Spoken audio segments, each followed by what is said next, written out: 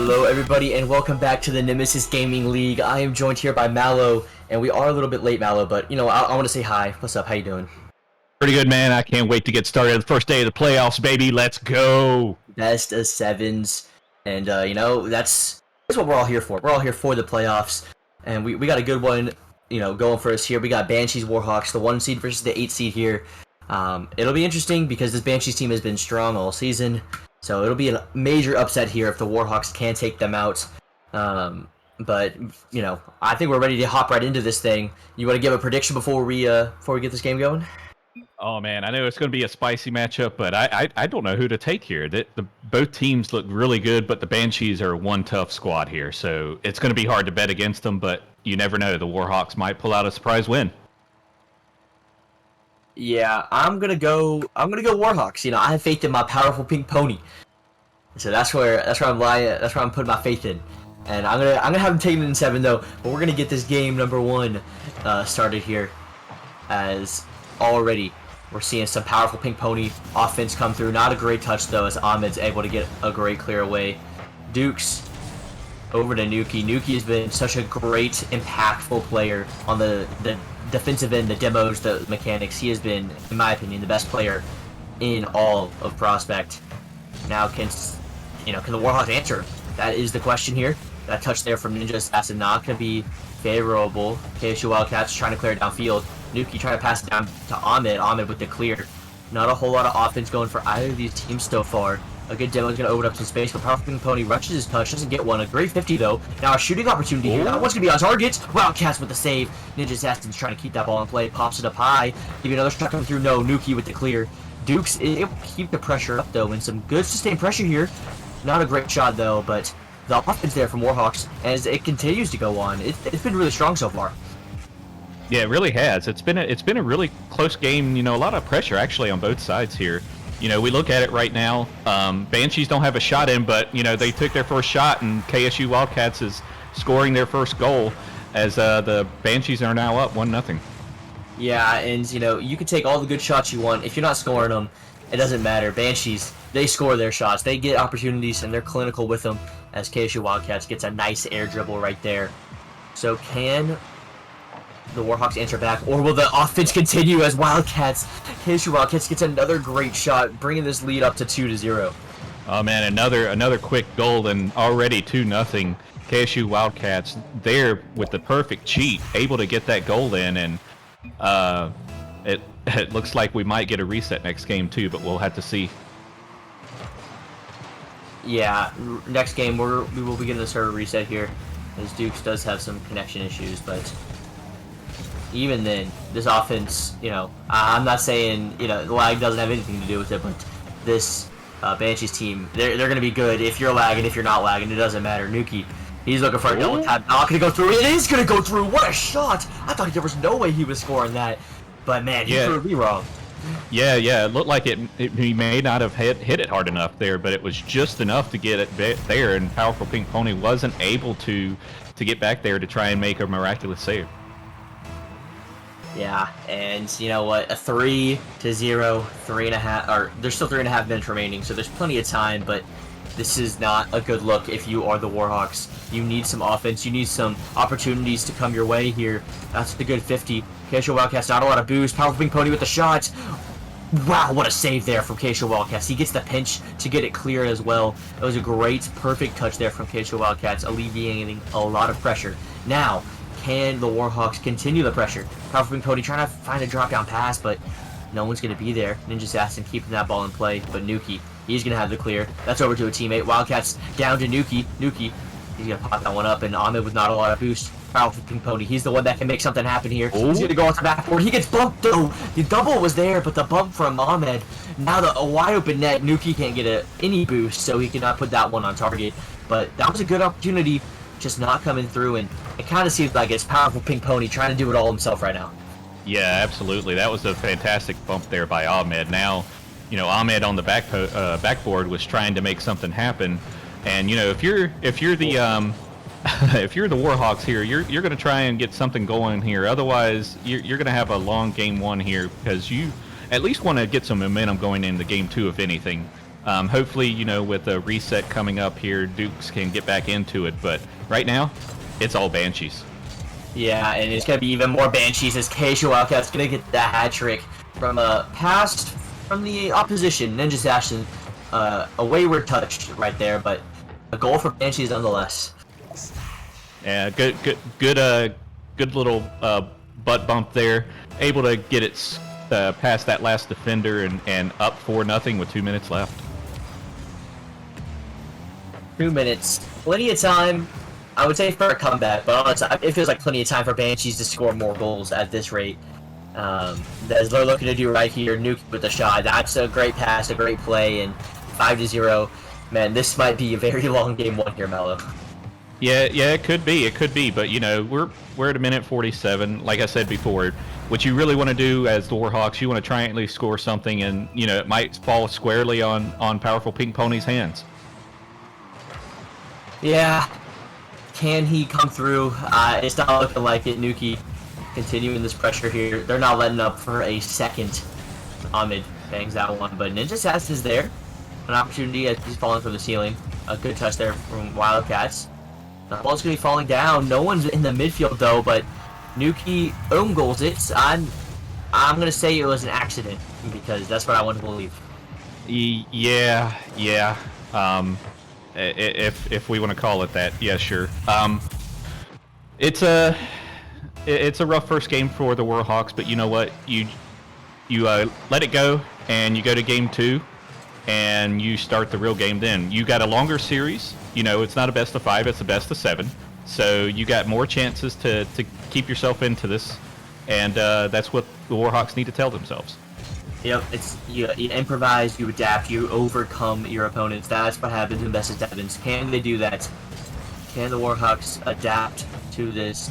Honestly, this beatdown that's happening in game number 1 here. Banshees, they're looking, they haven't scored in a minute. It's been literally a minute, but they're still looking as starting as ever. Is now Ahmed to the sidewall, trying to get something going here. KSU Wildcats, he's been the striker so far for them.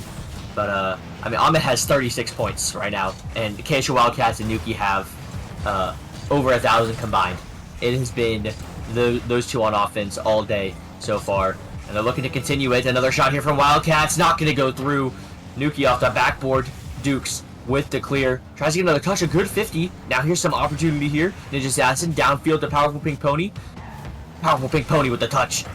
Ninja Assassins with the pass mid. Dukes, can you put it away? No! A great save there from Ahmed. And clock's running out here, Malo. I'm, coming to an end. Going into game number 2, what do you think that the Warhawks have to do to stop this Banshees offense? Well, obviously we'll see Dukes a little bit more than we did this game, right?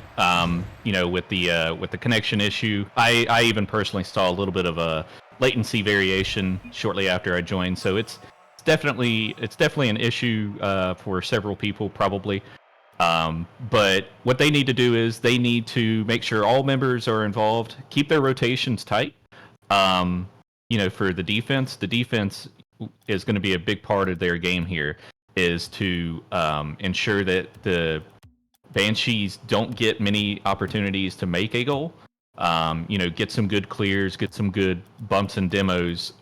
Even on defense, you can do that. It's more opportunistic, but you got to do that sometimes, especially on a very aggressive team. You could easily either do that, or you could boom a ball out if you see that they're playing real close. Yeah, and I will say the Banshees, they just kind of looked a step ahead. I feel like to get them, on the Warhawks level, what Warhawks really have to do is kind of just like suffocate them. Instantly challenge. Don't give them any time on the ball, because that's what Nuki, Ahmed, KSU Wildcats, they're all really good on the ball. So instantly challenge them, shut them down immediately. Even if you don't get the ball, maybe you get a bump, or you force a bad touch and your team gets the ball.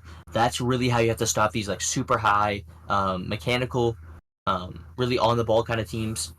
That's how you do it, and then you got to turn that into a transition counterattack. Some kind of offense. They had some good offensive opportunities, but the defense from Banshees is also really solid. So this team all around is looking really good here at the start of playoffs. They're going to be a threat if they get through this game onto the later rounds. They're still going to be a threat. This Banshee squad is looking really good right now. Warhawks, if anything, I would want to see them shut them down here in game number 2, not let them get any more momentum than they already have. You got to figure out a way to stop them, and I think the longer you wait, the worse it is for you. Yeah, it is, and since we had the ping issues and the connection issues the first game, what we'll do is when everyone gets in here, we'll have them check real quick, make sure everything's all right, and then we'll commence with game 2. We're just waiting for the Warhawks to get back in. I believe Powerful Pink Pony said he was going to restart his PC, so just a couple of more minutes here.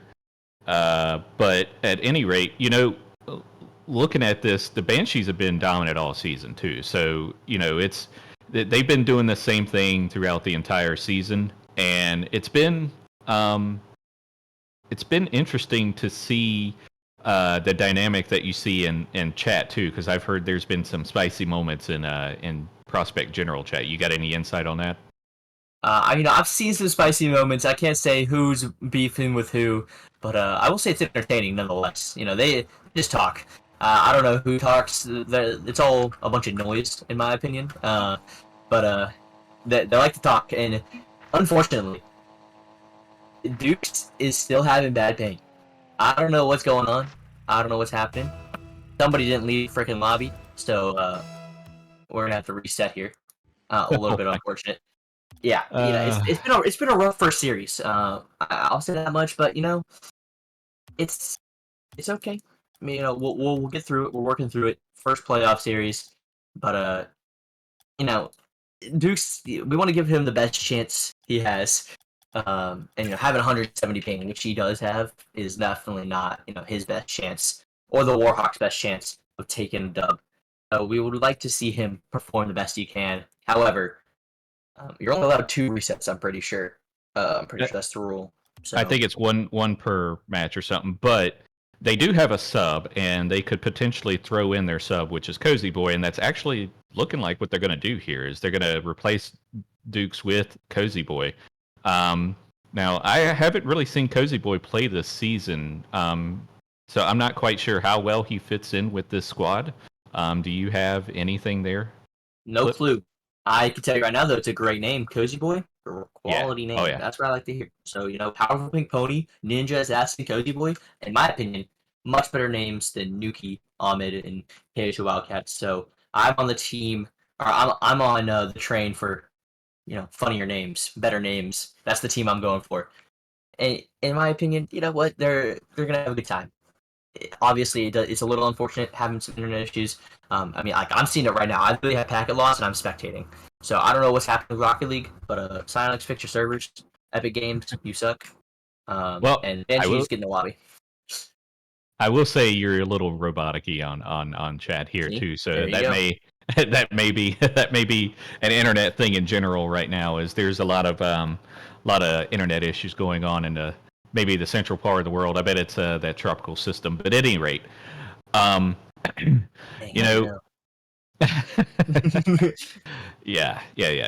So we're waiting for Banshees to get back in here, I believe. I'm not sure what's taking them so long here, but once Banshee gets in, we'll get this started. I think everyone is good. We'll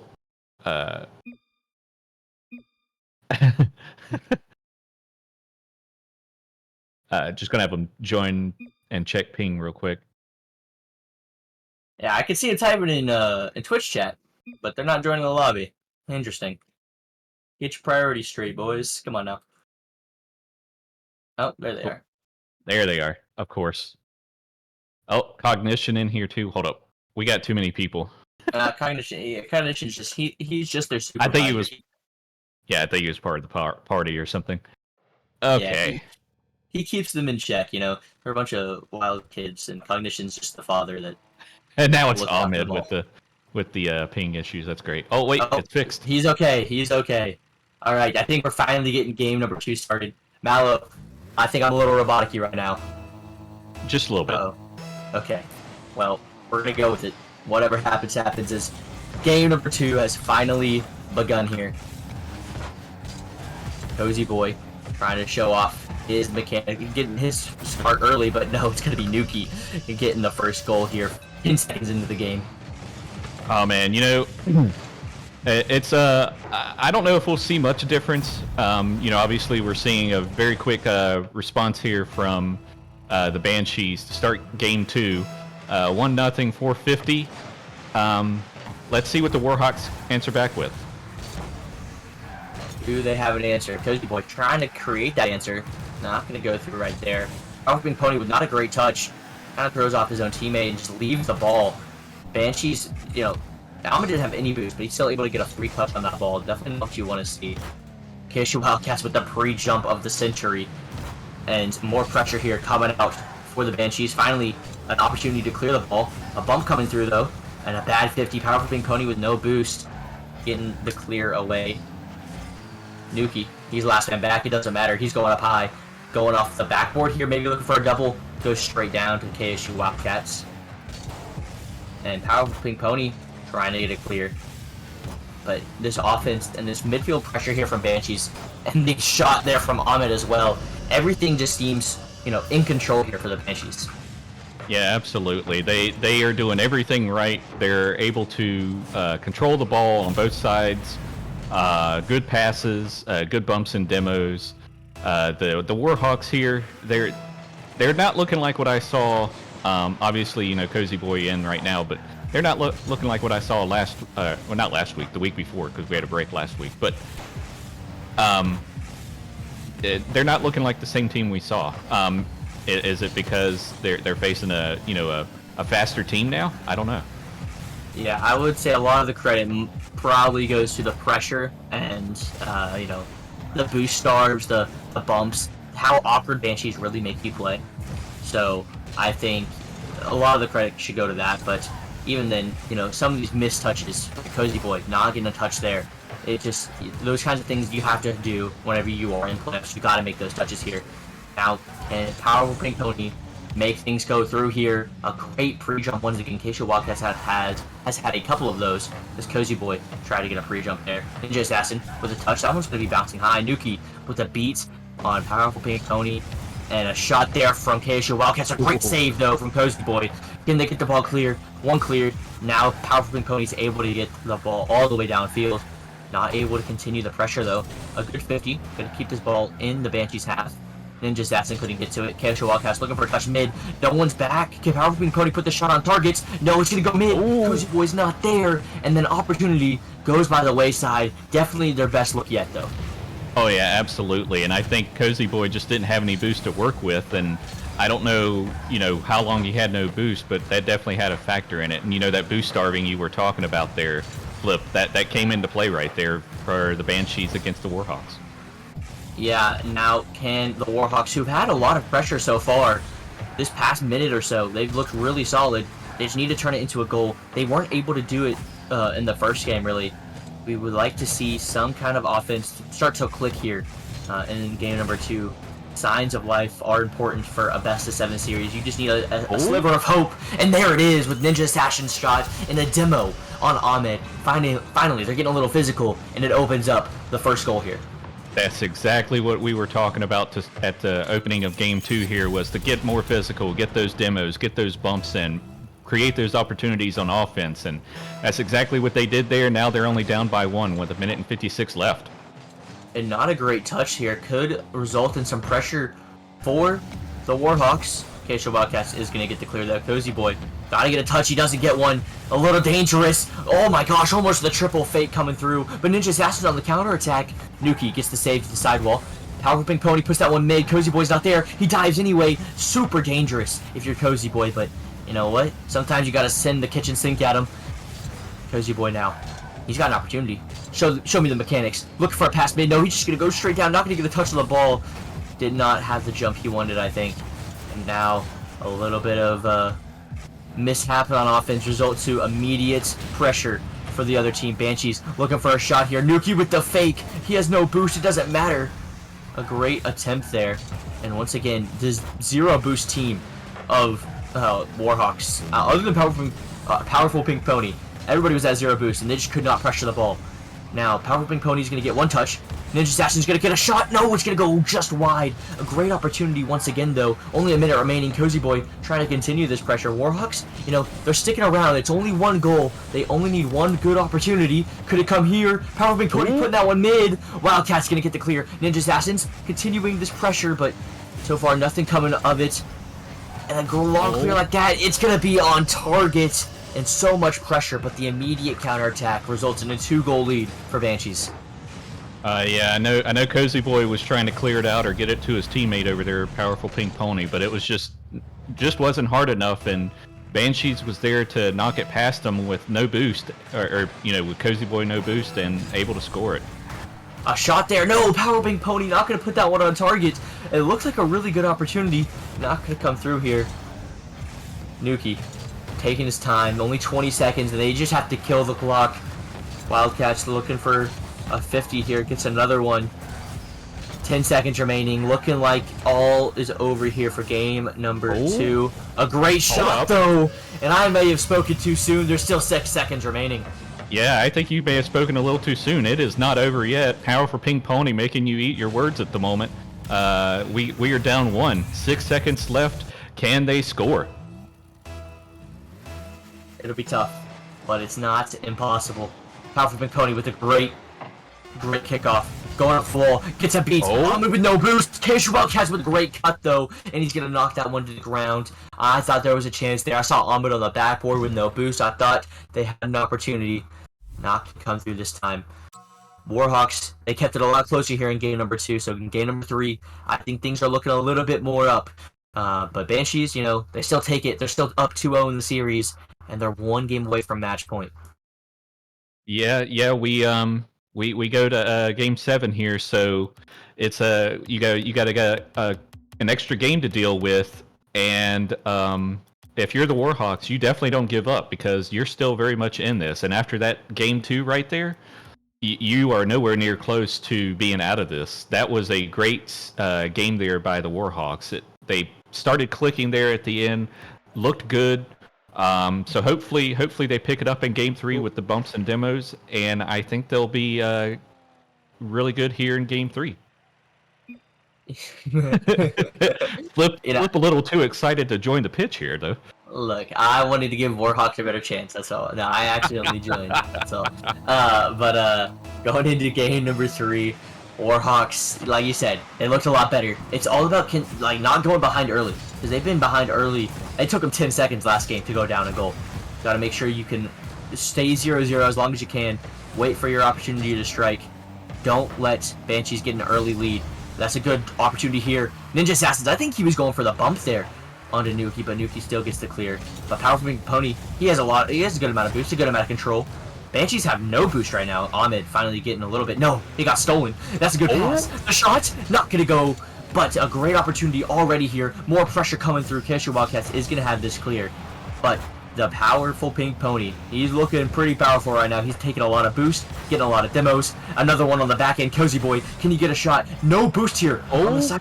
Jeez. Powerful Pink Pony get it with a shot. No, he's going to pop this one up high. Going off the backboard. Nuki's not going to be there. KSU Wildcats gets the beat, and a very important beat that was, as Cozy Boy doesn't have any boost on the back end. That ball going to get a shot from Nuki. No, he gets the fake on Powerful Pink Pony. And Ahmed now. You know, Banshees, they say it's our turn on offense, but that first minute was all Warhawks, and that's what you want to see, Mallow, if you're a Warhawks fan. They looked really good in that first minute. Now they got to continue in the remaining 4. Yes, absolutely. They're looking really good. They're being more solid with their touches. They're controlling the boost management. You know, boost starving. They're doing great on that now. But they now need to turn it into a goal to give their fans some hope. Give their fans some hope. Give themselves some hope. Ninja Assassin with a nice touch to the side. Powerful Pink Pony can take this one up the wall. Cozy Boy does take it from him. Not the best touch there. Ahmed with no boost, a little awkward, but he still gets a really nice clear. As KSU Wildcats can have a free follow-up for it. Cozy Boy gets a nice touch to the sidewall. Tries to get a 50. He does. Cozy Boy going through everybody right now. What a sub. The super sub trying to make everything happen. Not going to go through right there, but the offense, the pressure, everything is on the side of Warhawks, it feels like. But Banshees, they seem pretty comfortable. They don't seem intimidated. They don't seem panicked at all. These guys, they're doing what they know how to do best, and that's score the ball. A great shot. Cozy Boy with a great save. Ahmed with the shot coming through once again. Powerful Big Pony with the save. Keisha Wildcats off the backboard. Ninja Assassin trying to get that ball clear. Nuki with the touch. Not the best touch. Does get a follow-up, though. It's Powerful Big Pony off the backboard. And the game, you know, we're 2.5 minutes in. Nobody scored. This is the kind of scenario that I think Warhawks needed to create. You know, it's only going to take one goal, it feels like, for them to, you know, maybe secure this game. And it's only one good opportunity. Like an opportunity right here. It's Keisha Wildcat's touch was not great. Another bad touch here from Ahmed. You know, you got to pounce on these opportunities. Nuki with a bump. Keisha Wildcats does get that beat though. But it allows Powerful Pink Pony to get a touch. Ahmed with no boost. Ahmed's really good at staying in the play with no boost so far, Mallow. And, you know, Banshees, they seem to, you know, have found their pressure. They have found their stride. They are not allowing Warhawks out of their own half at this point. Warhawks, you gotta figure out a way. Right now, it's looking like Banshees are gonna be the first one to score, Mallow. Yeah, with the pressure you're seeing, I would say that, but you never know, because with the pressure that you're giving out here, right? You're gonna leave yourself open to an opportunity for a demo or a bump, and that's gonna create that opportunity for the Warhawks. But you know, as I say that, Nuki with almost an incredible shot there. Wasn't able to make it, but you know, with those types of opportunities you could create with the pressure they're doing, it's very possible that the Warhawks could sneak one in. Now, can the Warhawks hold on and wait for that opportunity to come? Cozy Boy with a nice touch. Can he get a follow? No, but Ahmed's kind of awkward. He has to pass it over to Ninja Assassin. That was going to go back mid, but Powerful Pink Pony was not quite ready for it. A good shot there from Nuki. Not going to go through. Powerful Pink Pony does get the save. Gets another touch as well. The triple commit on the side of Warhawks does not seem to hurt them that much, as they are all still in a pretty good position. Nuki looking for an air dribble. Flip reset. Ninja Assassin doesn't want any of that. Ninja Assassin look for a flick here. Keisha Wildcats breach of that touch though. Cozy Boy, not a lot of boost to work with, but enough. But Powerful Pink Pony said, it's my turn. You had your fun. Oh. Now go mid. Wait for the pass. Cozy Boy with the shot. 35 seconds remaining, and Warhawks take the lead. And there it is. There's that opportunity. Just got it past Nuki barely, and Cozy Boy in the right place there finally. Able to get on the scoreboard. 35 seconds left. Will they take this game? I said this is the kind of opportunity they needed, but now they have to hold on. Powerful Pink Pony, you gotta waste as much time as you can. Looking for a 50 here. Cozy Boy off the backboard. Ninja Assassin going for it. That's a risky ball to go for. Your team's a little bit awkward, but a great demo there. Alleviating a lot of pressure. A good touch from Ahmed. He's gonna get boost, maybe even get back to this ball. Does get the beat. Not gonna have the double. Powerful Pink Pony. Does he have the read? No! Cozy Boy with the own goal. And they had to hold on for 35 seconds, but Banshee pressure was too strong. Oh man, Cozy Boy just caught it and carried it right into the goal as he was trying to get into defense there, and I bet he didn't know what hit him there. Woo! Oh man, that's tough. 1-1 though, 13 seconds left. It's not over yet. What do we see happen here? I will say it's a little unfortunate. This is the game that you wanted if you are Warhawk, but do not be discouraged. It's still golden goal.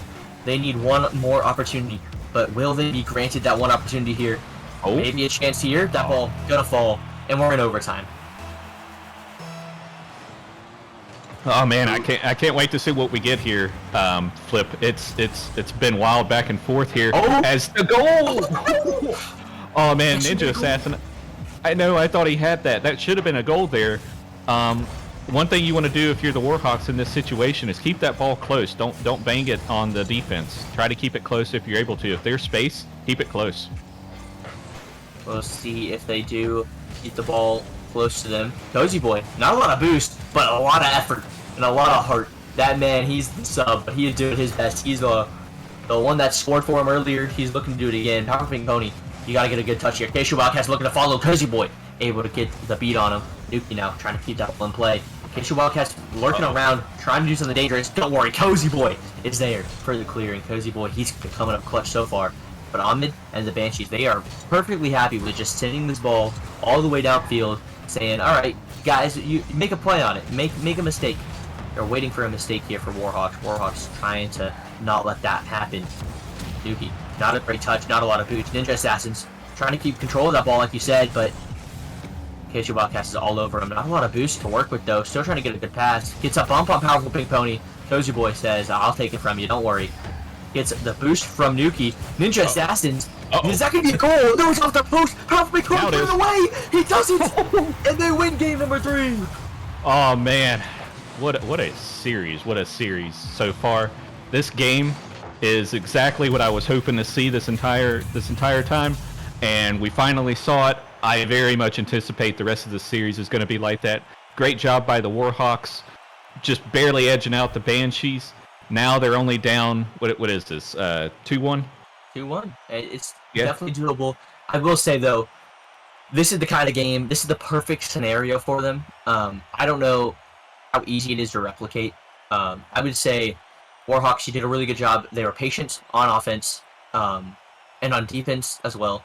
They did a really good job of forcing the ball out of Banshee's hands, forced them to play bang ball. And you know what the Warhawks said? We'll take our opportunities whenever they come, and they were clinical with them. 2 for 6, 33%. It's pretty solid. Banshees only had 6 shots as well. I will say though, it's going to be very hard to not allow Banshees to score for the first 4 minutes and 50 seconds of the game. It's going to be very tough for them to do that again. So they gotta make, if it does happen again, they gotta make sure they make those opportunities count here, Mallow, because this Banshee team, I feel like they're gonna come out here swinging now, because they don't want to lose another one. And then it gets a little too close. Yeah, they don't want to get too comfortable in their britches, if you will. But you know, if you're the Warhawks, you want to keep that pressure up. You want to do exactly what you just did in that game, and Nuki almost trying to get that same shot he did earlier, and I believe game 1 it was. And of course, if you're the Banshees, you want to keep up that pressure, because that pressure is what gets you those opportunities. Cozy Boy, though, I want to talk about him for just a second. Flip, like the Aeronautics GM coming in as a super sub here after game 1, and able to produce a win after 2 games. Great job by him. Yeah, he did a really good job. I think he was very impactful. I mean, not only scoring the goal, but the defense. But we can't just not talk about the great offensive play here from KSU Wildcats. A great pass mid, and Nuki with a great shot as well. A little bit awkward on the defensive end. If you're Powerful Pink Pony, I think you just have the challenge. He was a little awkward and resulted in a goal. But that's the kind of thing that you just can't allow if you are facing the Banshees, because now they're up a goal.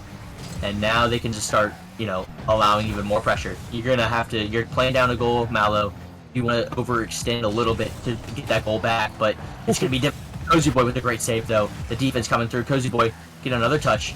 Powerful Pink Pony with no boost to his name. Does get the 100, but not a great touch there.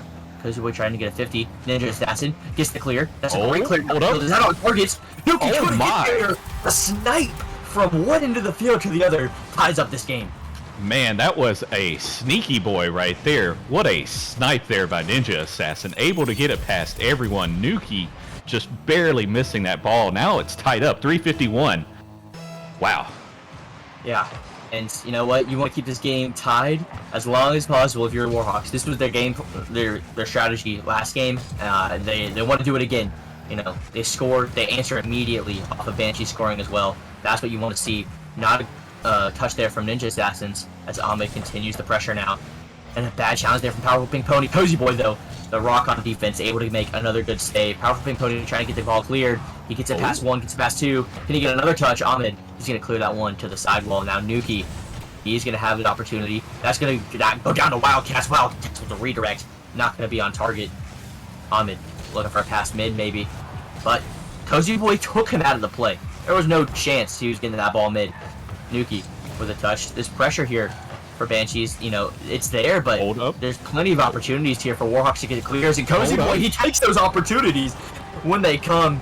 Another great shot there, and Warhawks have the lead.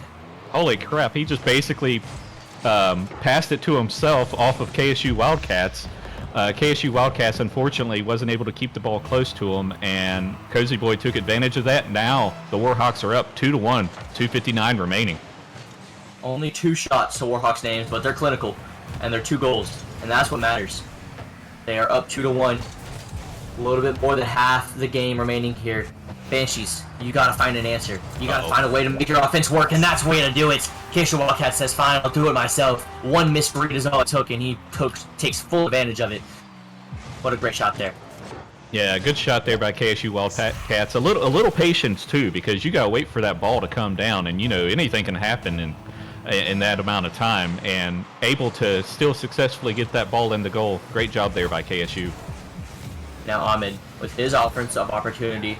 Ninja Assassin's gonna take that one away. Nuki with the pass midfield, but a great demo there, and we've seen a lot more physical play in this game. I feel like they figured out what works. They're using the physical play to not just on offense, but also to alleviate a lot of pressure. A great shot there from Ninja Assassin. Nuki had to make an epic save, going all the way backwards there for that one. Ahmed trying to get his offense going now. That's a great shot. Oh wow, what an angle. KSU Wildcats secured it. I'm not sure if it was in or not, but what a great shot here from Ahmed. Yeah, that was a heck of a shot there. It might have went in, but you know how those corner bars are there. Corner post, they can make it go in, go out. There's no telling. And good job to make sure that thing goes in by KSU. Oh, a double commit there. Cozy Boy and Ninja Assassin's not on the same page, and that's going to open up the floodgates here for KSU Wildcats to get his second hat trick of the series. Game 4 looking to be in Banshee's favor. Yeah, it's not looking good for the Warhawks right now. Little miscommunication there, it looks like. But I think they'll be able to bounce back. They need to if they want to stay in this series, because not saying it's on the line right now, but this is kind of a must-win if you're the Warhawks right now. Must win indeed. Cozy Boy, oh my goodness! He's nasty. What an angle! What a shot there from Cozy Boy. Holy cow! What a pass by Powerful Pink Pony too. Nice little bang off the wall. Cozy Boy there, right off the ceiling, just barely touches it to make it drop down. Get his what is that? The second goal of the game. Oh man, 4-3, 156 remaining. I went into this game thinking it was going to be all Powerful Pink Pony for Warhawks, but it has been Cozy Boy, in my opinion, that has been stepping up and showing out here. Now, can he do it once again? Go look for the dribble. A good 50 there. Ooh. As Powerful Pink Pony also gets a piece of it. Nuki, awkward touch, going straight down. Cozy Boy going to try to find this pass mid. KSU Wildcats going to have an answer to that one. Puts that one up high. Looking for his teammate Nuki. Nuki going to drop it right back down to him. The team play is so good. Ahmed with the shot, but Cozy Boy once again there for the save. Nuki, not any boost to his name. Still gets the pass one. KSU Wildcats gets the dunk. Ahmed, a little hesitant to go forward. And he should be, because that was a great opportunity for a counterattack. Good third man rotation there by Ahmed, keeping this Banshees team ahead by 1 here. They just gotta waste a minute of game time, but it's looking like Warhawks are, finding their groove on offense. Cozy Boy gonna leave that one for Ninja Assassin. A minute remaining, Mallow. Do you think we're gonna have an overtime here in game number 4? Boy, I hope so. We need to see some demos and bumps though by the Warhawks if we're going to see that, because that's what's been creating a lot of the opportunities for the Warhawks. So, and then I was about to say, as I say that, the Banshees were about to score, but that's what we have to see here. We have to see some bumps and demos and manage some boost. I see 2 in goal with no no boost there. Yeah, and Banshees don't take full advantage of it. As Ahmed looking for another pass down to Nuki. Cozy Boy with the save. Powerful Pink Pony. 1v1. Opportunity here. Gonna go high. KSU Wildcats puts that one up high. Cozy Boy, can you go? No. Nuki's gonna have the beat. Ninja Assassin though. Pops this one up high once again. Not a lot of boots here for Ninja Assassin. As now Powerful Pink Pony, last man on defense, does get a touch with that ball. Looking like it's gonna fall. Ahmed with the clear, and that ball gonna hit the ground. Banshees are gonna go 3-1 up in the series. Can they close it out in the next one, or Warhawks have to make a really miraculous comeback?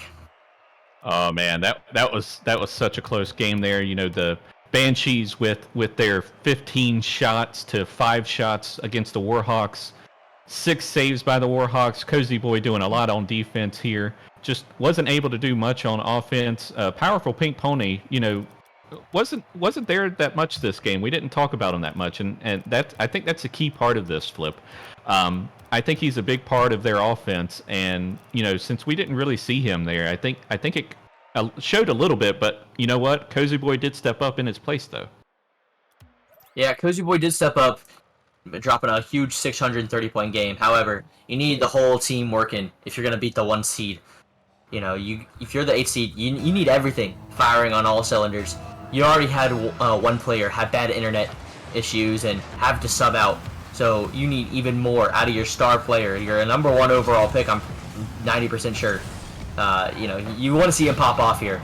So powerful pink pony, that's what we're looking for. But instead, we're looking at a wide open net here for the Banshees. A great demo on the back end, and KSU Wildcats, he says thank you very much. Yeah, Nuki doing exactly what I mentioned the Warhawks should be doing, and demoing the back men on the Warhawk side here, and the goal was just left wide open for the Banshees, and they were able to score with only 14 seconds into the game. And another double commit. This game feels already like Banshees have taken full control over it. I know it's been 30 seconds, and there's no way for me to tell that already, but it just feels, I got a feeling in the air, Mallow. Banshees, they're looking to put this one away in 5. Can the Warhawks, you know, stop them? Because right now, it doesn't look like they have an answer. Nuki going for the air dribble, going for the double touch. Cozy Boy, he's been the one to have an answer so far. Powerful Pink Pony just throws that ball away to KSU Wildcats, and he gets a free clear because of it. Now Cozy Boy's all alone, on the backboard with no boost. KSU Wildcats says, thank you very much. A great save nonetheless. Cozy Boy doing what he can for this team. His GM, you know, the GM, he's not going down without a fight here, Mallow. And, well, a minute into this game, I've seen a couple great plays here from Cozy Boy. I need these other two to step up. Yeah, absolutely. And nice little save there by Powerful Pink Pony. Put it right on the Ninja Assassin there. Absolutely, they need to step up, and they need to step up in a big way here, because this is their season on the line, and you know the GM doesn't want to see them lose and, you know, get out of the playoffs here. So, you know, he's absolutely going to do what he can. Do what he can, he will. Powerful Big Pony trying to do what he can, put that ball in the back of the net. Great save there, though. Coming out from the Banshees, Ahmed trying to find a teammate downfield. No, he's going to take it himself. Another good 50. Ahmed on 0 boost. He's still just as dangerous as if he had 100 boost. A great pass from KSU Wildcats, though. Nuki not able to get that ball into the back of the net. KSU Wildcats still continuing the pressure. And now Ahmed, no boost, no problem. He does get bumped, though, so a little bit of an issue as his momentum did get stopped. Now the counterattack, KSU Wildcats has to race back and get that ball cleared to the corner. Does get demoed for his efforts, though. So Ninja Assassin's going to continue to put this ball in the Banshees' half. Cozy Boy trying to get a beat, trying to get that ball mid. Powerful Pink Pony elects not to go for that one, as now Banshee's looking for an opportunity. But Ninja Assassin stops him. Powerful Pink Pony with a shooting opportunity here. Ahmed's a little awkward. Cozy Boy not going to have a touch there. Could have been a chance, but Nuki with the demo on Ninja Assassin once again on the back end. Gonna leave the shot open for KSU Wildcats. Another demo coming through. The shot wasn't on target though, but that's a great opportunity there for the Banshees, and the physical play on the back end has been super deadly so far. But Cozy Boy could have a shot here, a good 50 coming through as Ahmed has to get it clear. 2 minutes remaining. Nuki, 0 boost. He doesn't care. He's going for their corner boost. Ninja trying to get a touch mid, not going to happen as KSU Wildcats cuts it off. Cozy Boy, last man back, gonna have to get a touch. Powerful Pony's up, not going to have a touch on it. Nuki off the backboard, going for the double, and he's lethal from the backboard. Nuki with the double touch, bringing this 2-0 lead to Banshees. Oh man, I'm not going to say that's the dagger, but that definitely makes the chances that the Warhawks will win this game or come back into this game a lot less likely. Not something you want to see as a Warhawks fan, but, you know, it's still 2 minutes left. Anything can still happen. Yeah, anything like another Banshees goal here. Nuki with the shot, Nuki with the goal. I'm not saying I called it, but man, that I just had a feeling, Mallow. You know, the ball was off the backboard, Nuki was in the air. Something good's happening. Yeah, his title says it all. He's a little reckless sometimes, or at least you would think that when you see him up like that, but he was, I think he read that all the way to the bank, and what a shot there by Nuki. But now I can say that it's definitely probably almost a dagger there, but again, you still can't say that quite yet. Probably, almost, maybe. You never know. There's always a sliver of hope for Warhawk fans, wherever they are, whoever they are. Ninja Assassin trying to find a way through, but his whole team is already off the pitch. So it doesn't really matter what kind of touch he made. He wasn't getting through that Banshees team. Nuki off the corner, trying to find a double, not going to get it. Ahmed with a 50. Cozy Boy, not going to go for that one. Ninja Assassins tried to. KSU Wildcats going low, gets the pinch. No, he doesn't, but it's still a ball coming through. And a great save there from Ninja Assassin. Still more pressure here from the Banshees, and it feels like they're just playing with them, just dangling the ball right in front of their net, saying, come and get it. We can score on you whenever we want. 3-0. Ninja Assassin's not going to have a hard shot on target there, and there's just more time running off the clock here, Mallow. 40 seconds remaining, and it feels like it's all but over here in game number 5. Yeah, I would agree with that, Flip. I don't see them able to get 3 goals here in 30 seconds. So, congrats to the Banshees here. What a performance here by them.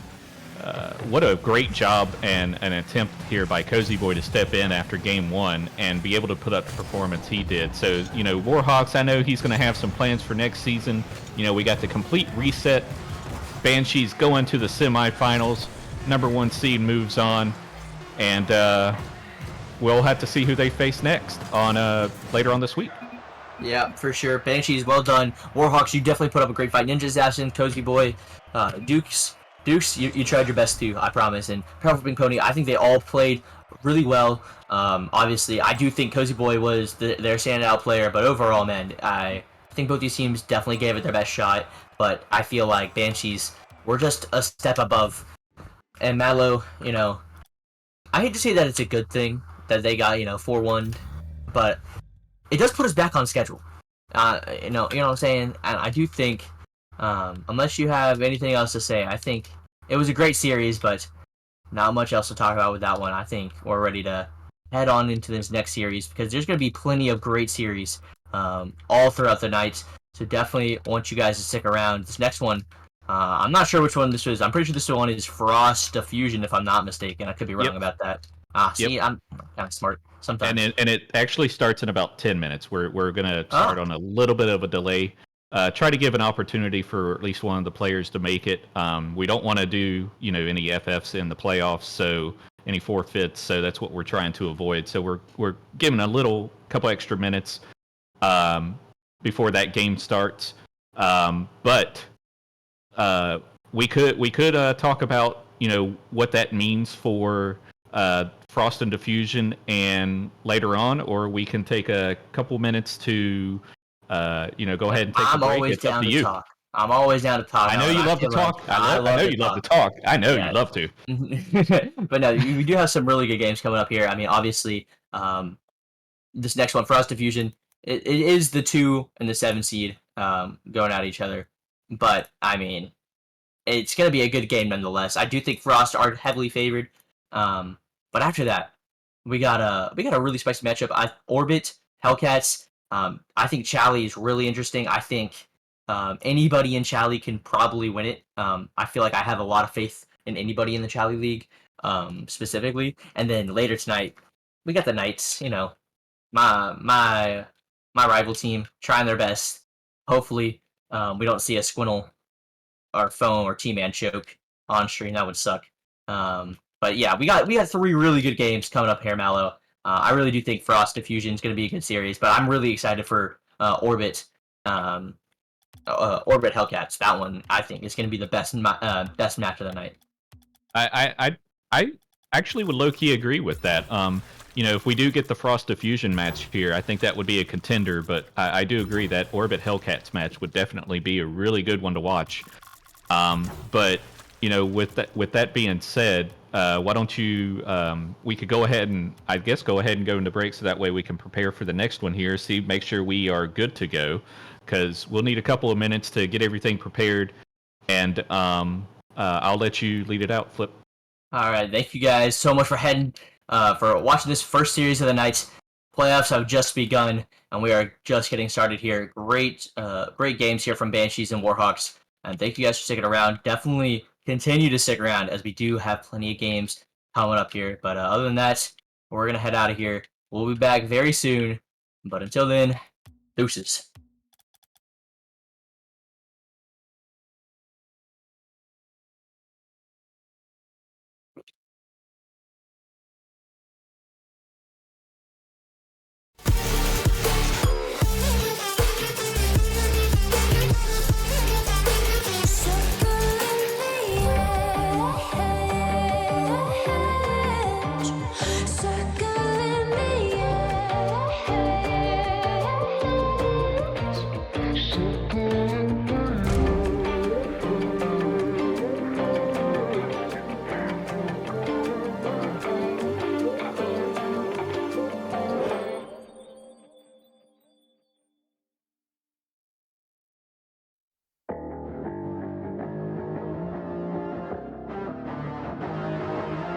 I'm sugar, spice, and everything your parents warned you about. One kiss and I'm burning up the roof of your mouth. Hair pull, feral, here's the key to my house. And go sleep on the couch. It's hard to find a soulmate when you don't have a soul. You might think you like me, but trust me, you don't. I'll rip your heart right out of your chest. I'll burn it down like a cigarette. Make you wish that we never met. Watch out, 'cause I'ma make you cry, baby. I'm an ice cold psycho, uncomfortably numb. My deadbeat heartbeat is beating me up. I messed up, mess up, who's messing you up? So you better run, 'cause I'll rip your heart right out of your chest. I'll burn it down like a cigarette. Make you wish that we never met. Watch out, 'cause I'ma make you cry, baby. I'll bite your lips till I make it bleed. Poison my kiss like it's kerosene. My love language is misery. Watch out, 'cause I'ma make you cry, baby.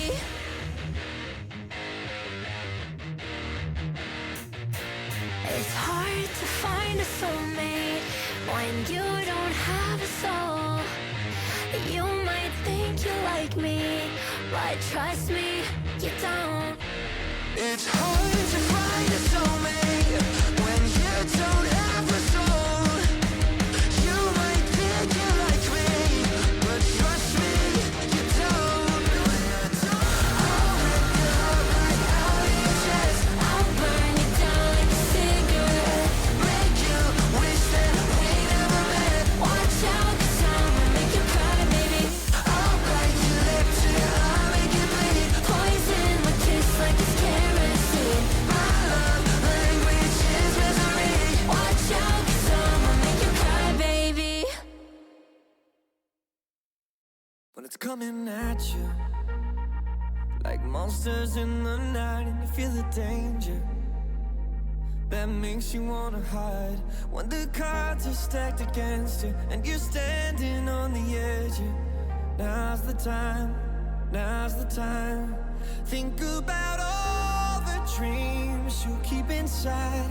Think about all the ones you love. I know this beating heart will be my guide. I know that we can overcome. When the world's so cold and we're losing hope, I need her, I need her. When the darkness comes and we're overrun, yeah, I need her. That's when we need each other. That's when we need each other. That's when we need each other. That's when we need each other. That's when we need each other. When you're falling faster and don't know where you are, you feel the danger closer than your heart. When the weight is getting heavy and the future is unsteady, close your eyes, close your eyes. Think about all the dreams you keep inside.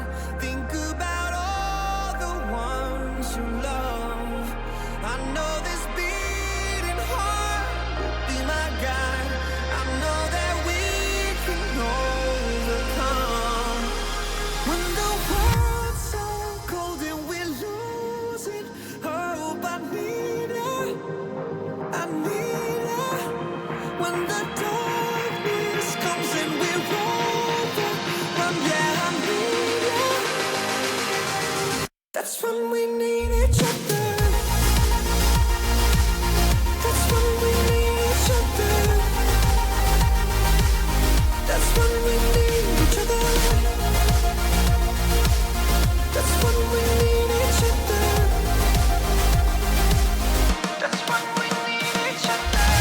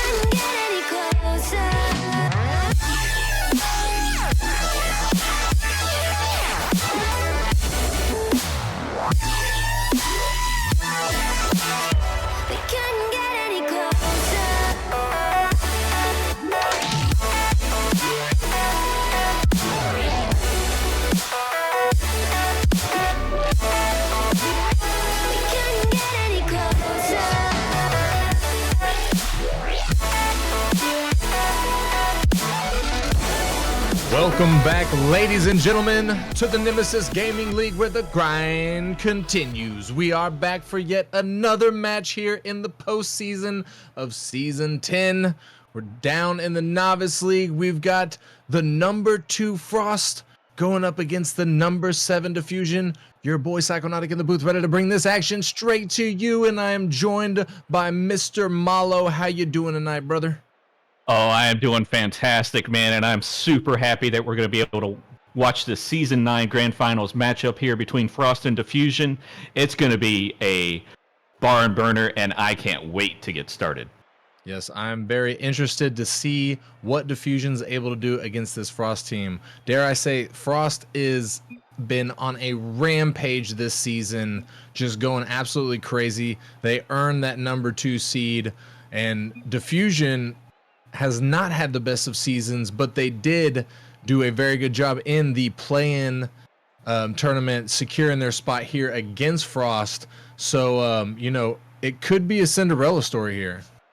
Oh, it could be, and you know, both of these teams, they're super tightly contested too. I've played them both, and they're really, really good, and it's hard to say who's going to be the one to edge out on top here. Yeah, I agree. I mean, on one side, you get Frost, you've got Starfy, Berkey, and Winter. Winter being, I believe, if I remember correctly, you were telling me, Mal, that Winter is one of the, if not the top novice player this season. And I can, I mean, I haven't seen the numbers, but I have played against Frost. And Frost was one of the few teams that was able to beat the Vikings. And Winter is a very scary person to see coming at your net. Yeah, absolutely. Especially when you compare beginning of season Winter to end of season, the progression that he was able to make there towards the season as it progressed was impressive. And so seeing that with already Starfy and Berkey, it's going to be a tough matchup for Diffusion, but Diffusion's no slouch either. You got Kronks and Caltato and Tragic Upset, and they were a very tough team as well. I played them with Tragic Upset one time, and that was a tough team. Yeah, unfortunately for me with the Vikings, I didn't get to play Diffusion at their best. They had Kronks, and I think they had Tragic. Either that or Tragic was playing for him as an FA, and then they had somebody else that didn't have Caltato there. So, you know, we got the W off of them, but I don't feel like we got to see Diffusion at their fullest.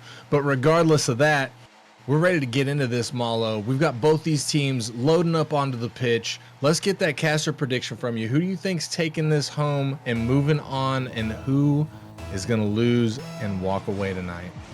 Oh, man, you know, I can't bet against Frost here. The Dan plan is strong, and I think it's going to be tough. It's going to be a close series, but the score, the overall score, 4-1 Frost, it's not going to show the whole story. That may be true, and I gotta agree with you. Love it or hate it, the Dan plan is strong. It's been proven multiple times. It's not 100% a winner, but it is way more than just 50%. That's for sure. But regardless, we'll have to see if Diffusion can put a stop to it. Looking like not so far, as Starfy is going to walk that one into an empty net. Yeah, there was just no one there. I'm not sure where the defense was there, but Starfy just had to take his time and was able to get back. And here we are, 4:26, 1-0, Frost up.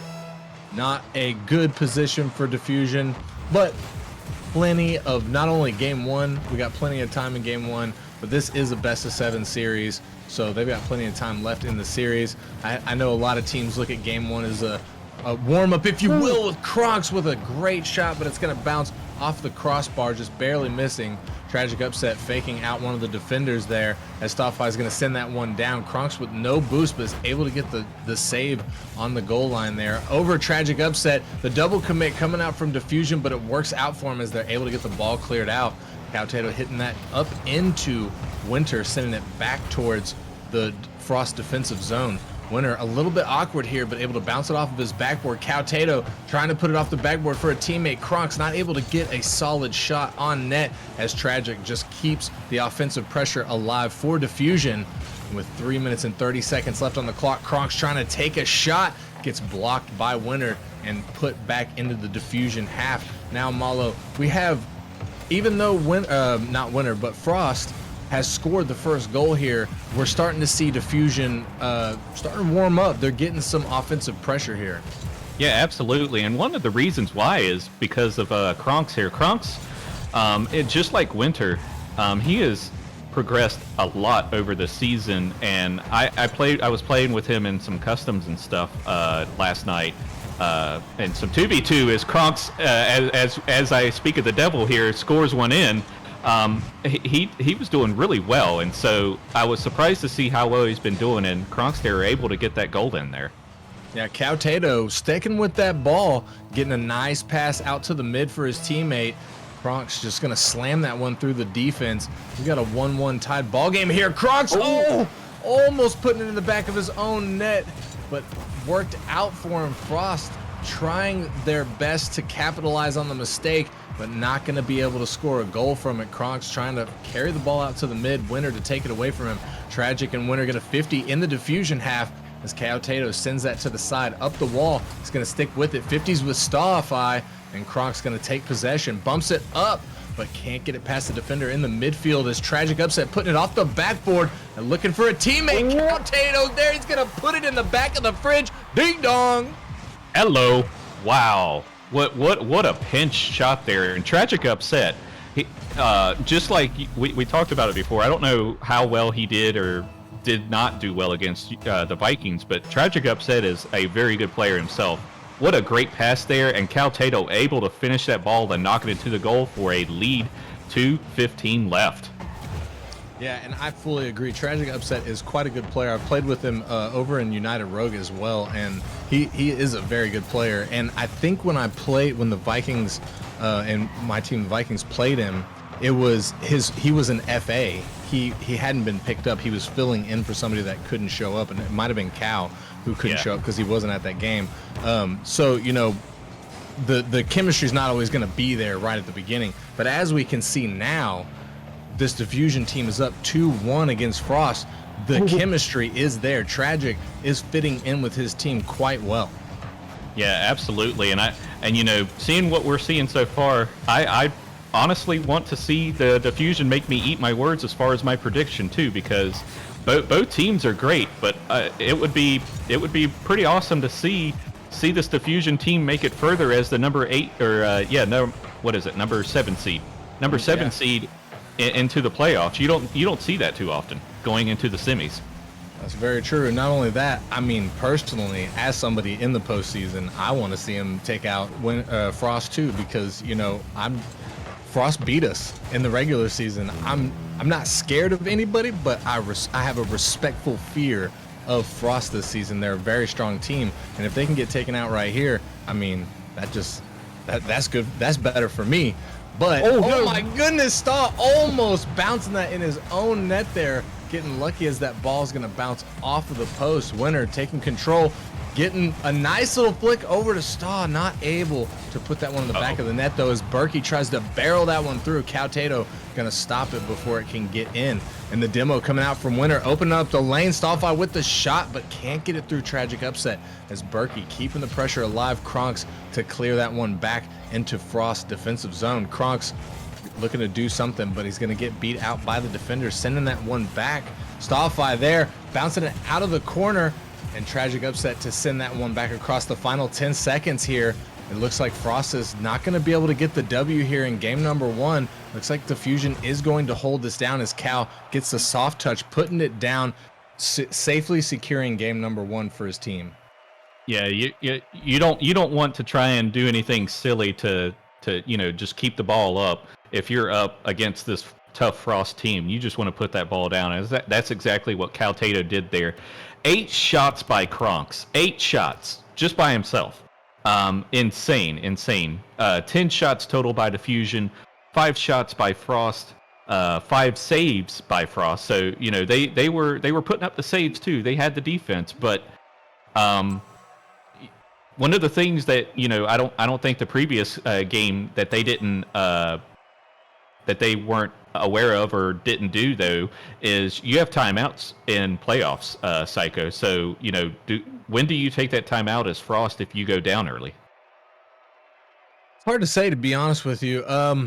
Everybody's got a different strategy, if you will, the way they like to use their timeouts. I've seen teams that will use it after their very first loss, and I've seen teams that'll wait until it's their very, they're on the edge. They're on the very last game where if they lose, they're going to be put out, and then they'll use their timeout. So, as far as when Frost is going to use it, they didn't use it there. I would have to guess that they're going to wait until they're down, by 2 or 3 in the series before they try and use that. But we will definitely have to see as we move forward in the series. Game number 2 here, we're getting it kicked off. Diffusion, the game 1 winner, and they're up by 1 in the series. Well, they're up 1-0 in the series, I should say. The double commit coming out from Frost there as Cowtato, no beans to send this one down. And Winner going to take it away from him. Tragic Upset trying to steal it from him, but it gets blocked. Kronk's there, putting it off the backboard, but Berkey going to send that one out to the corner. Berkey going to leave that one as Kronk's takes a shot. Winner gets the save. Not a great touch, but Stahl there to help him out, get it cleared. And it looks like so far, Malo... Oh, never mind. Winner coming in with a nice angle there, starting things off for Frost. Yeah, Winner bringing in the chill, sending in that ball just past, I believe that was Cowtato in the corner there, just past him, able to get that goal in there. It looked like it snuck in. I couldn't tell. That angle was wild to me, but I think it was just the way that the Rocket League director decided to show it for us. But anyway, oh, cow, almost there. But yeah, 1-0, Frost up. Yeah, and I was just about to say that Frost was not looking too great in the first, 40, 50 seconds of that game. Diffusion was very much controlling all of the offense and putting a lot of pressure on the Frost defense, but then Frost just coming out of nowhere and securing that goal, and now they have the 1-0 lead, and they can pace this game the way they want to. Diffusion already proved that they're able to endure the pressure and come back from being behind, but will they be able to do it now? Hopefully Frost has adjusted their tactics just a little bit so they can keep this 1-0 lead, possibly even secure a second goal before Diffusion's able to get on the board. We'll have to see as Winner is taking a shot there. Tragic Upset with the clear off the back wall, and Cowtato taking control, almost loses it. Staw taking it away from him. Berkey off the backboard, and Kronks is there. Winner to block his clear, and Tragic, a little bit of a miscommunication there, it looked like, from Diffusion, but they were able to keep it together and get the ball cleared out. Kronks looking to... Oh my goodness! Kronks going crazy right now! Oh my.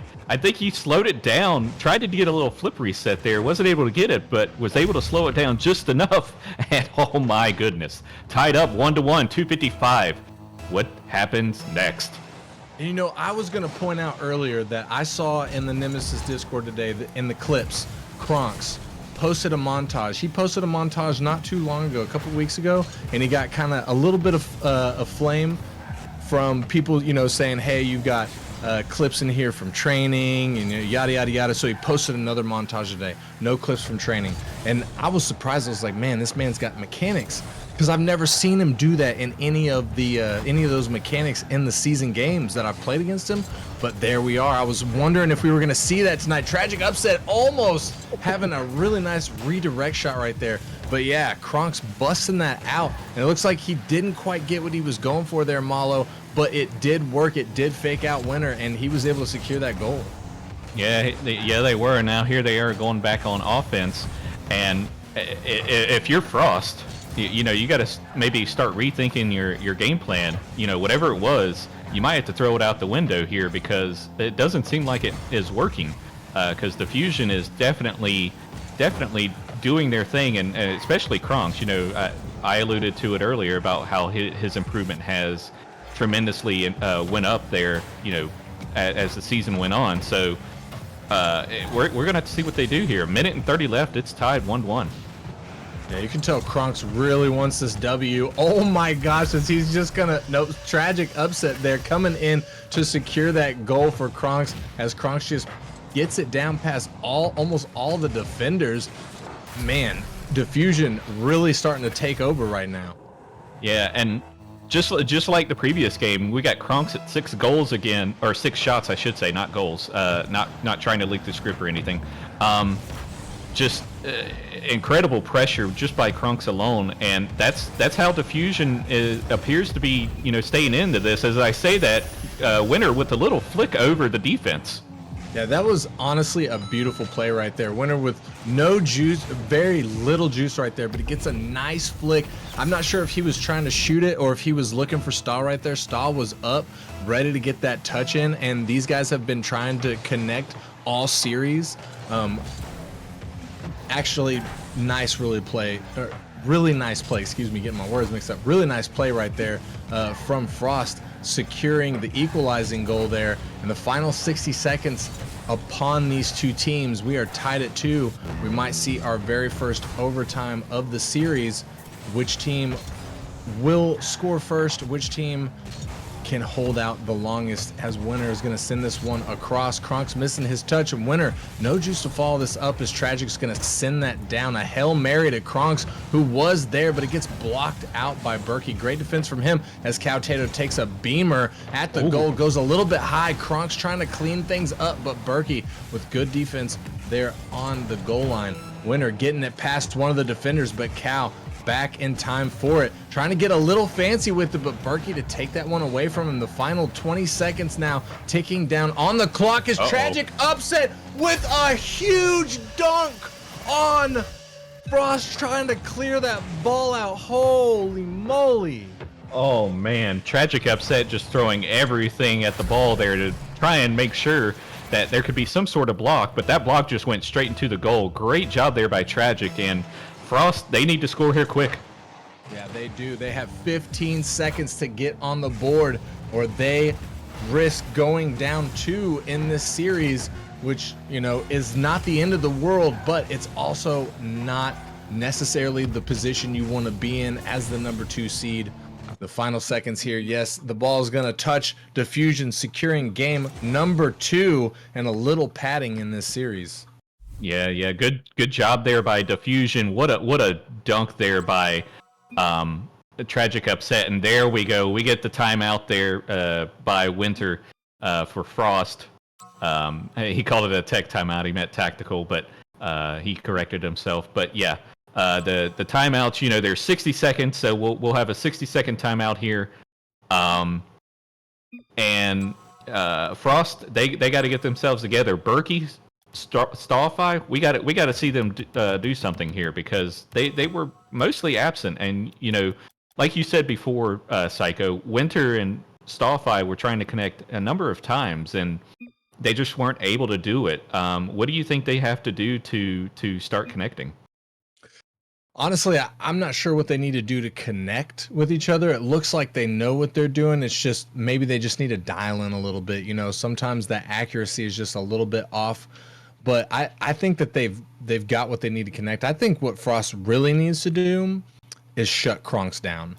That man had 8 shots the first game, 7 shots that last game.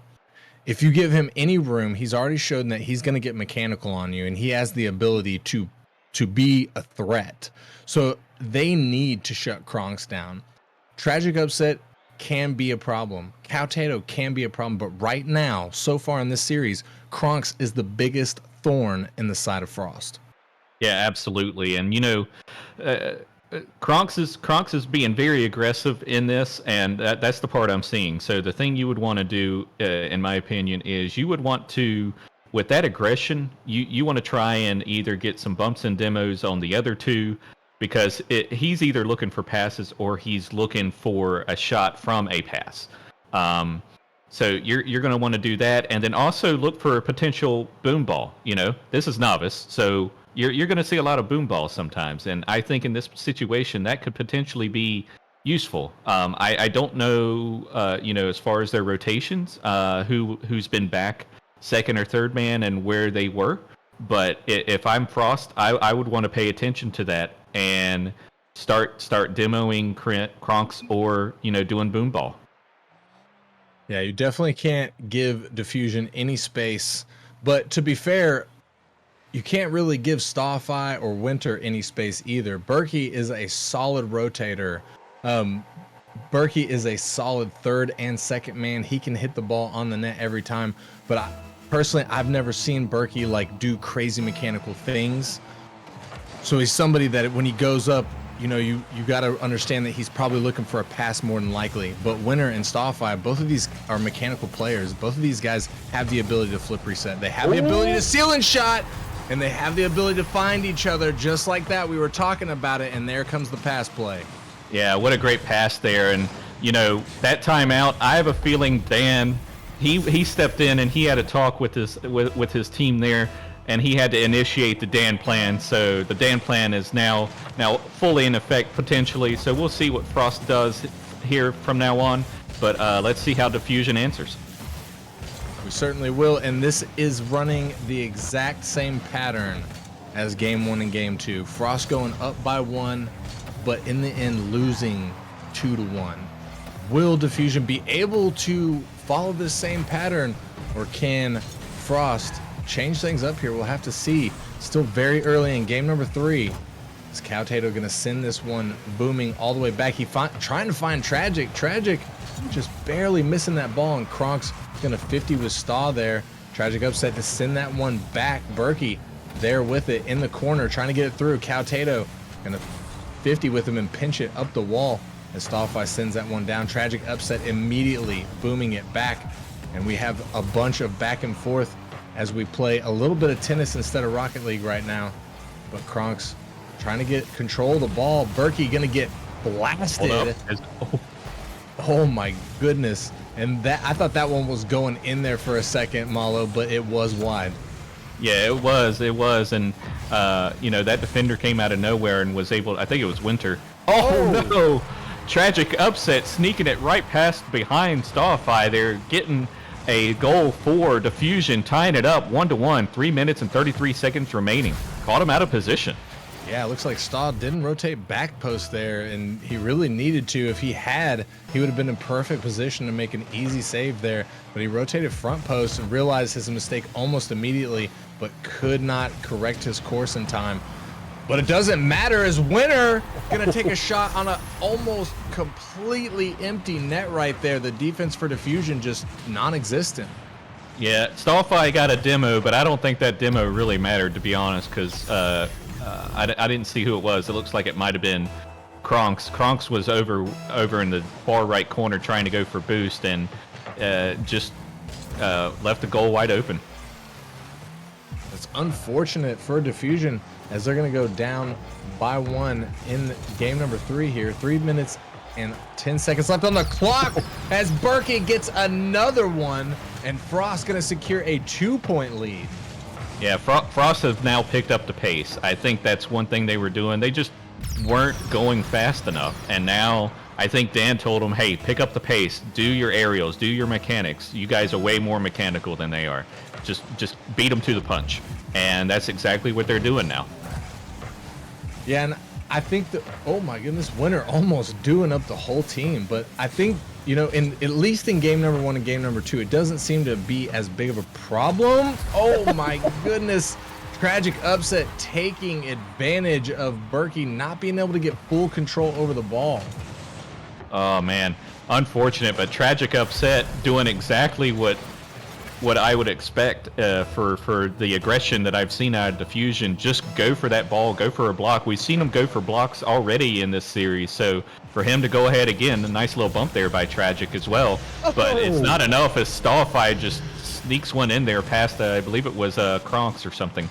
Yeah, great cheat by Starfire there, just catching the defense with their pants down. Kronks ready for it, just not enough juice in the tank to get up there. Staw with a banger is going to bar Downski straight into the net with 2 minutes and 45-ish seconds left on the clock.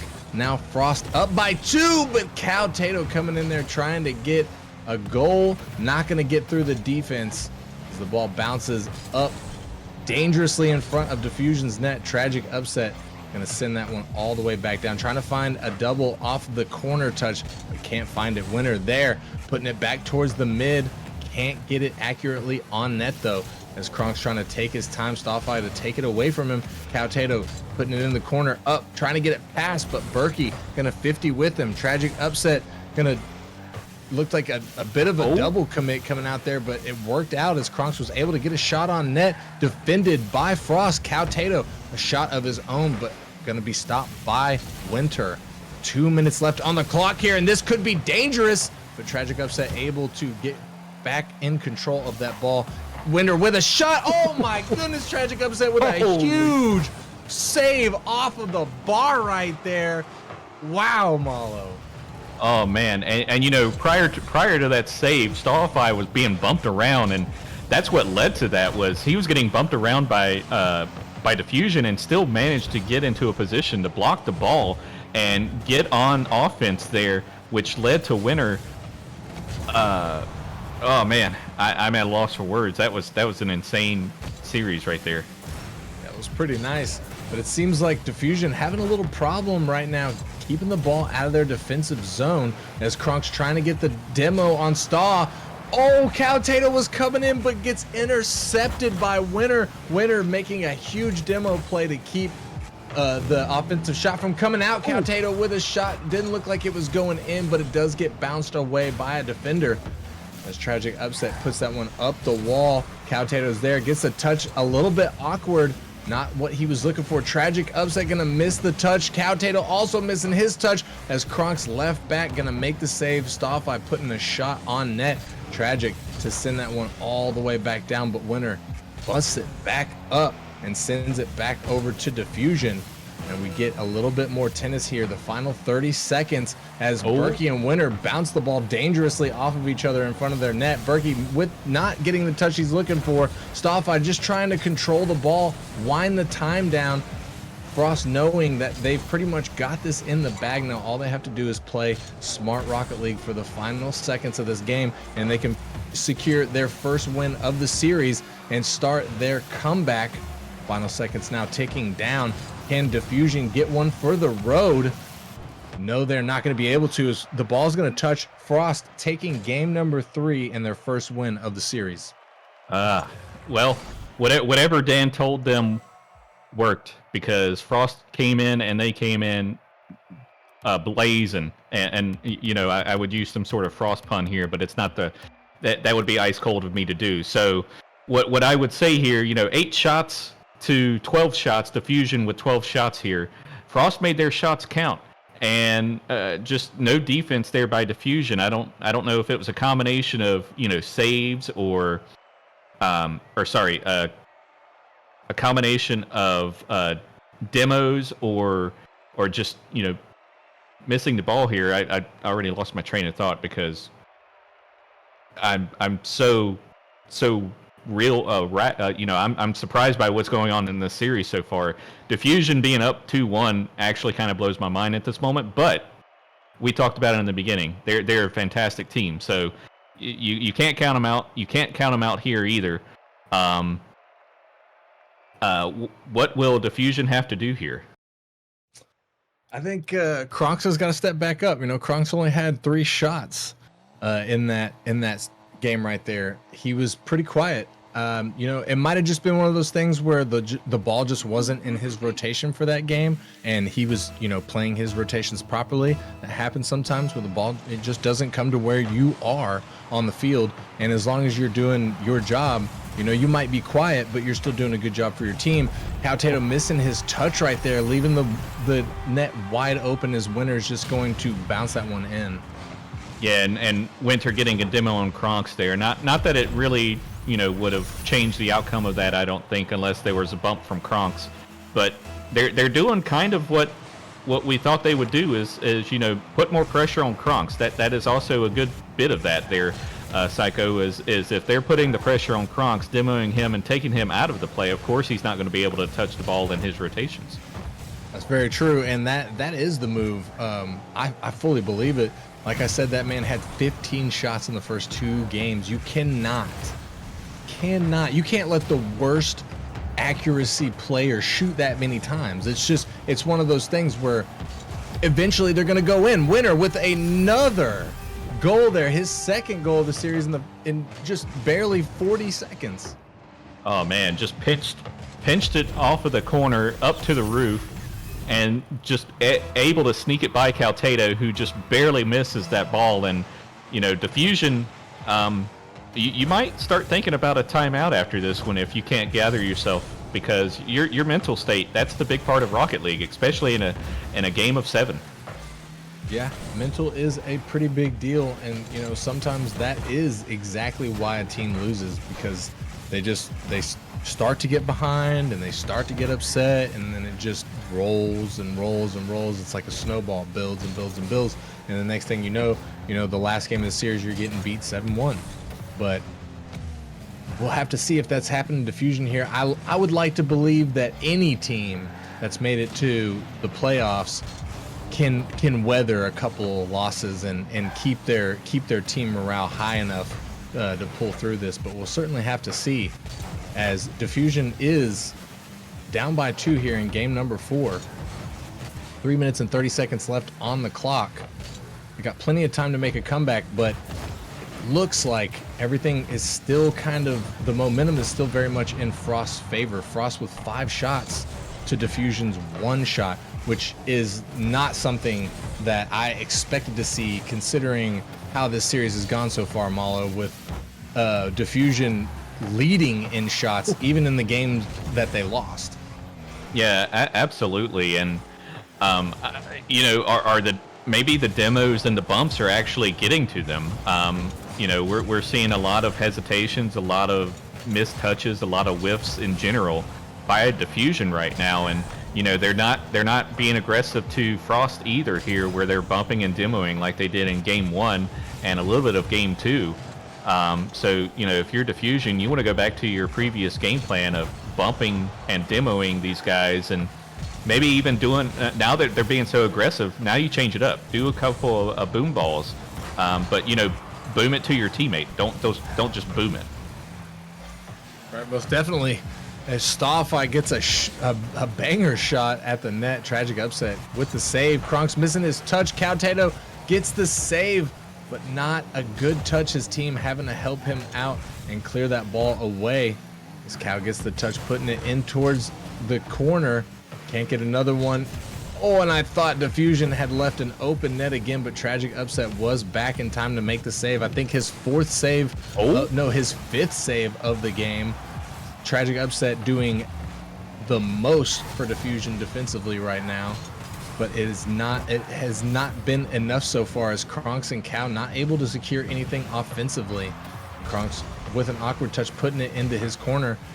Cal gonna get beat out by Winner, and the ball awkwardly gets placed in front of the Diffusion net, but nobody from Frost there to do anything with it. The final 1 minute and 20 seconds now upon Diffusion, and they do not have a lot of time left, and they've got quite a bit of makeup to do, if you will, Malo. Yeah, they got a lot of ground to cover here in a minute, and with the way Frost has been playing and Diffusion's hasn't been doing well on offense right now, they definitely need to do something sooner rather than later, because I don't know about that touch there, but you got to do something here, and you got to make something happen quick. Yes, you certainly do. You want to get that goal so you can get back on the kickoff and try and get an immediate kickoff goal to send a message over here to Frost. Oh. And this is gonna be it. Oh, So no! close. The pass up to Cal. He gets the redirecting touch, but it barely misses. And Winner gonna take advantage of yet another empty net. Diffusion nowhere to be found.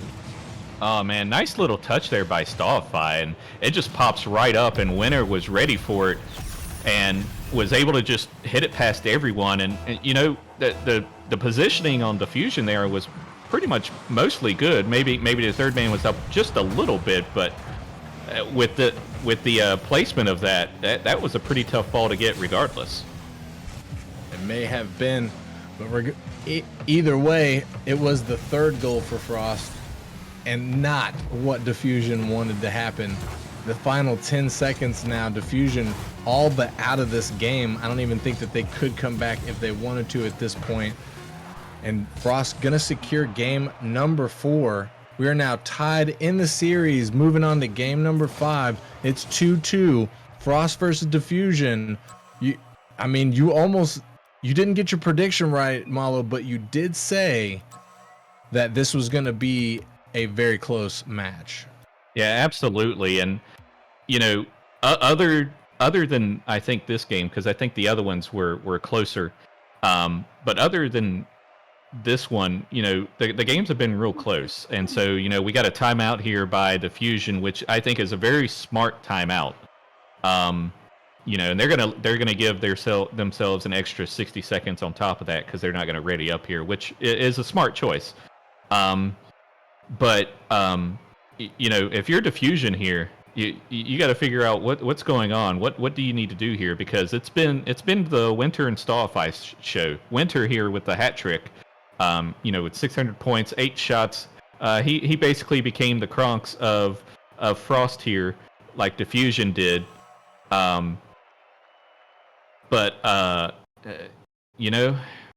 Psycho, what does Diffusion have to do here to get back into this? Diffusion has to find their offense again. They absolutely have to. Kronks had 0 shots that game. That is not. I mean, if I was like the GM or the coach, or whatever, I'd be like, that's not acceptable. You can't do that. You had 8 shots the first game, 7 shots. He's been slowly declining. The third game, I think he had 3 shots, and now he has 0 shots. So I'm not sure maybe if where his head is or what's going on, but he's got to find a way back into the groove that he was in game 1 and game 2. Tragic Upset had 5 saves that last game. He's doing everything he possibly could aside from scoring on Frost, but he's got 2 other teammates. He needs help. He can't be the only one doing anything, but he was doing the most. And Cal and Kronks, they got to step up in some way, shape, or form. I'm not sure if it's comms that's going on, if they're getting a little bit confused, if their rotations are off, or maybe they can't deal with the bumps that are coming out from Frost. Maybe Frost is controlling that boost to the point that they're not having anything to work with here, but they have to find a way. They have to find a way to get out of their defensive zone and generate some offense, or Frost is just going to crush them for the next 2 games. Yeah, absolutely. And the other part to that we talked about before is the mental, and your mental. You could get demoed, just to get demoed, right? Just because you're in the wrong spot at the right time.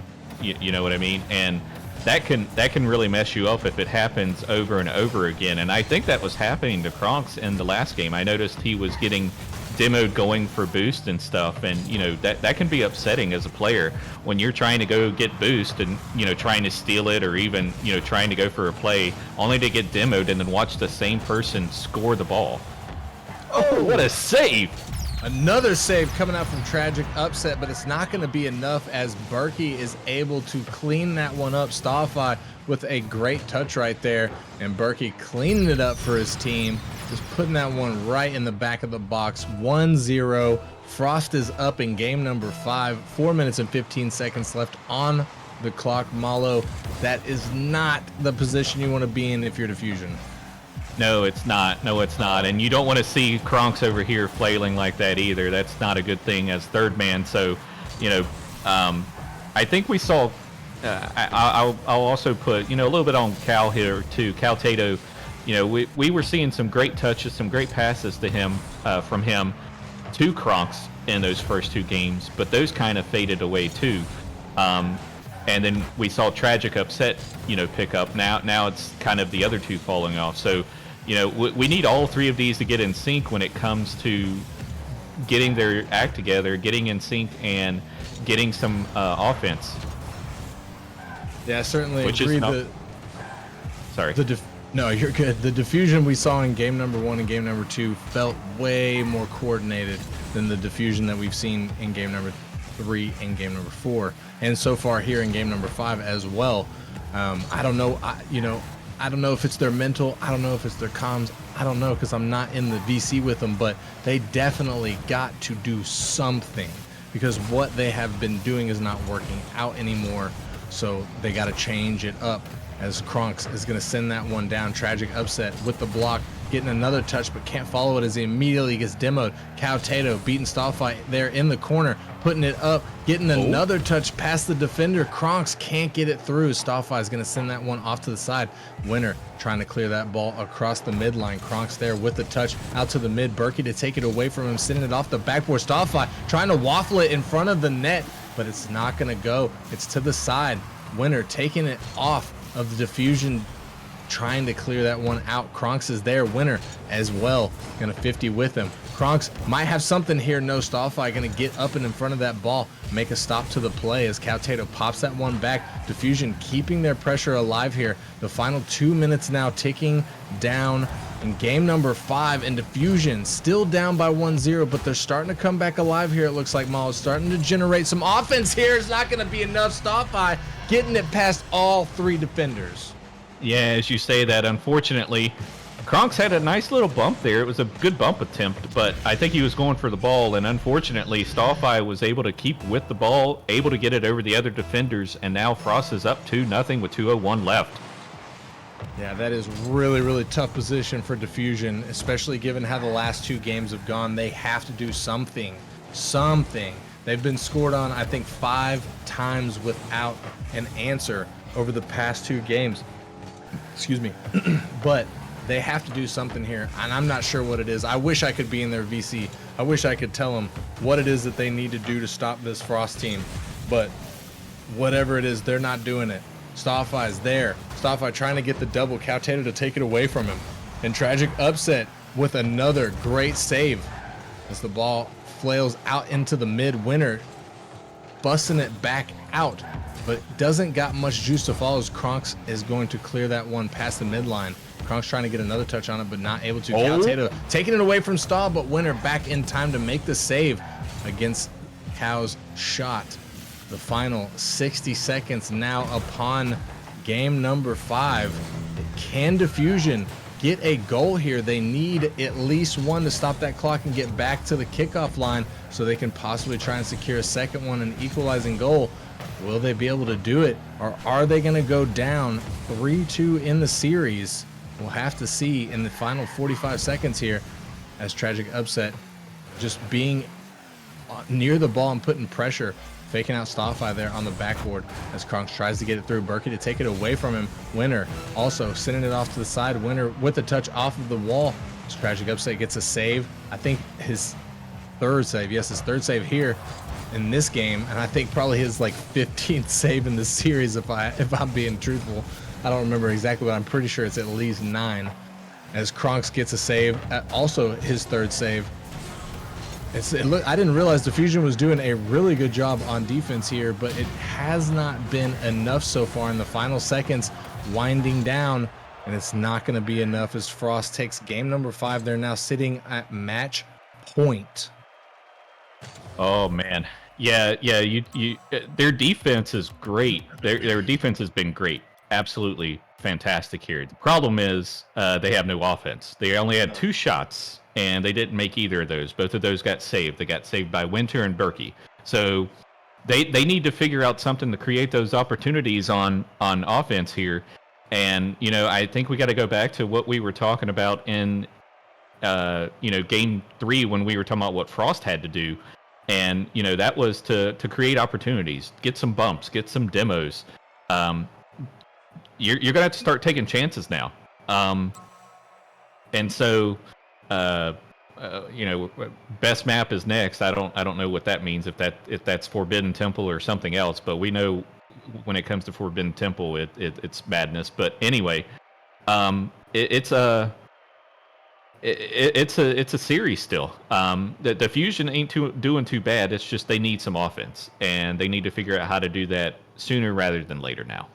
Yeah, desperately. I mean, this is like night and day, the Diffusion we saw in the beginning of the series and the Diffusion that we're seeing now. I mean, the amount of offense that they were generating in the beginning was kind of insane, I'm not going to lie. I almost thought that Diffusion was going to go like possibly sweep Frost because they were just running away with it, and we're seeing almost the exact opposite here. Like they are struggling to generate even 2 shots, which is kind of crazy.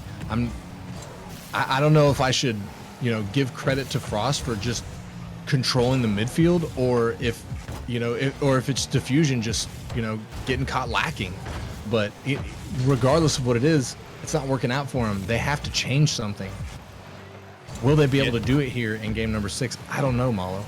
Yeah, I don't know either, but it looks like we had a card change by Berkey. He's went into the Merc now. But the thing that you wanna look at too here is you got to think about this. It's the Dan plan. The Dan plan is working right now. So you got to figure out what was the Dan plan and how do I reverse that Dan plan, because nothing more satisfying to disrupt the Dan plan, at least in my opinion anyway. No offense to Dan, I love Dan, but it's always fun to interrupt that meme. Yeah, that's very true. And anybody who's been in Nemesis for quite a while knows exactly what the Dan plan is. You don't got to say it out loud, because the real ones know. But will it work here, or will it not work here? Still got a 0-0 score line here with 3 minutes and 35 seconds left on the clock. Diffusion doing a lot better job so far keeping Frost out of their net. But will it be enough? Stoffy with a shot. Kronks to make the save. Winner sends it back way over the net, though. Nothing able to come from it, as Cal going to take control, but Winner to take it away from him, trying to keep that pressure alive as the ball gets put back into Frost's defensive zone. Nobody back but Diffusion, not able to capitalize on the opportunity. This tragic upset is going to put that one up and towards the mid. Stoffy to clear it away from his net. Winner with a shot. Is it bar down? No, it's bar and out. Almost going in. The double commit from Diffusion. They got lucky that nobody from Frost was there to clean that play up, as Winner gets a shot that's going to bounce off Stoffy, but it doesn't matter. He's able to keep control of the ball and get it through the defense. Oh man, I'd be spamming calculated in my head, because that was I don't know if that was an intentional hit there to Stoffy, but either way, was able to get cleaned up. Frost up now 1-0. Diffusion, their series is now definitely on the line. Yeah, this is real scary situation for them. They have to do something here. Their entire season is on the line. They risk in the next 2 minutes and 30 seconds ending their Nemesis season for season 10. And I know Kronks is going to be quite upset about it. I seen him change his name to Winning Novice. I'm not sure if the man's got a chip yet. I don't think that he does. If you do, Kronks, my fault, no disrespect, but I don't remember Kronks being able to get a chip yet. Much like myself, for those of us who haven't been able to get a chip yet, and we've been here a while, it does mean quite a lot. But will Diffusion be able to do it or not? 2 minutes left on the clock. Diffusion only down by 1. Still very much winnable for them, as Winner gets his 3rd save. Frost doing a really good job in the defensive zone. Diffusion's already got back up to 4 shots here, so they changed something here, Malo. They're doing a much better job. I just don't know if it's going to be enough yet. Yeah, and this game is slowly dwindling away, and they're down by 1 as Cal almost was able to sneak one in there.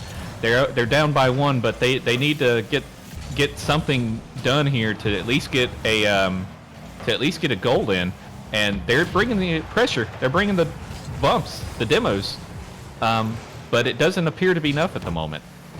It was not enough. Kronks with a big play there, got a demo and a bump, leaving the net wide open, but nobody from his team there to take advantage of the situation. Nobody was able to bang that ball, and it would have been a perfect opportunity for Diffusion to tie things up. However, that has passed. 60 seconds now remaining on the clock. Berkey with the touch, trying to get the clear out. Cow Tato takes it away from him, but Winner to take it away from Cow.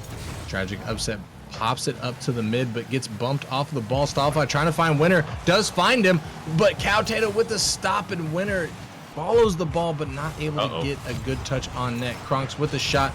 Berkey is back with a great save off of the backboard, as Diffusion scrambling to do something here. 30 seconds left. They only need 1 goal. Will they be able to get it, or can Frost secure the W right here, right now, and move themselves on into the semifinals here in the playoffs?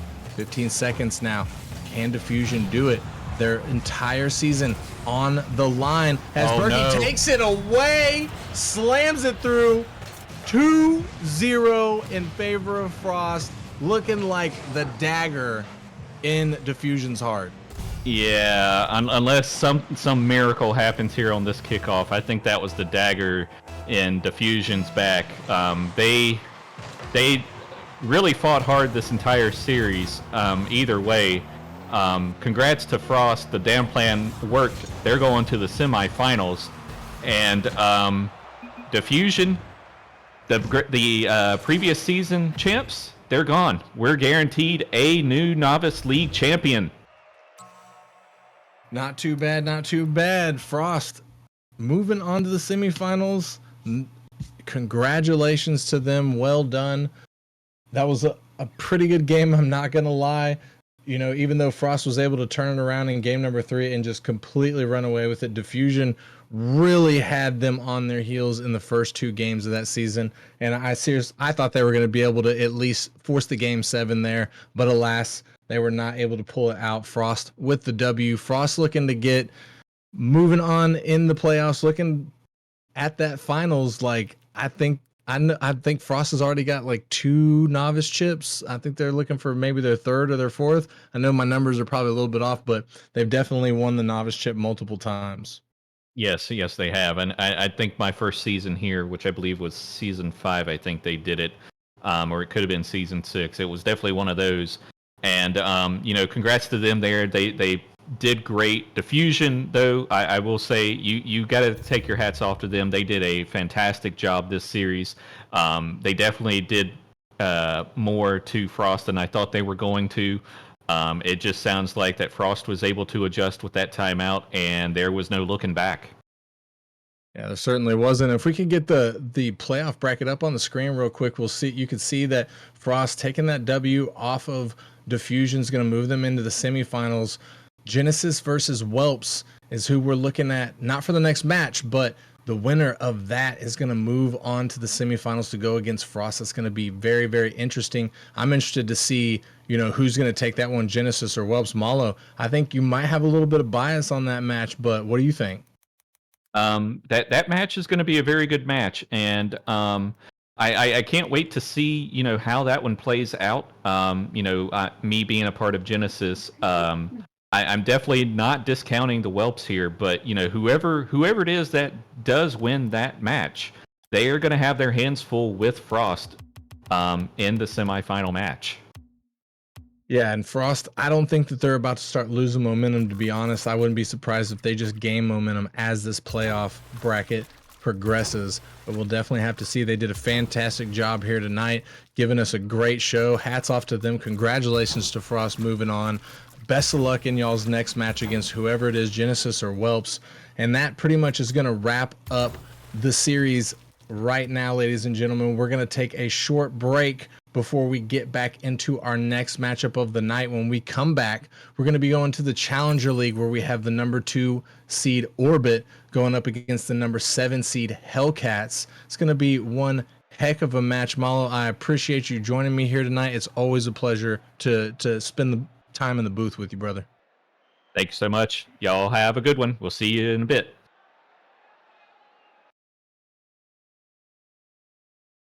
Hush now, Juliet. There's nothing left. Hush now, Juliet. We are the death of each other.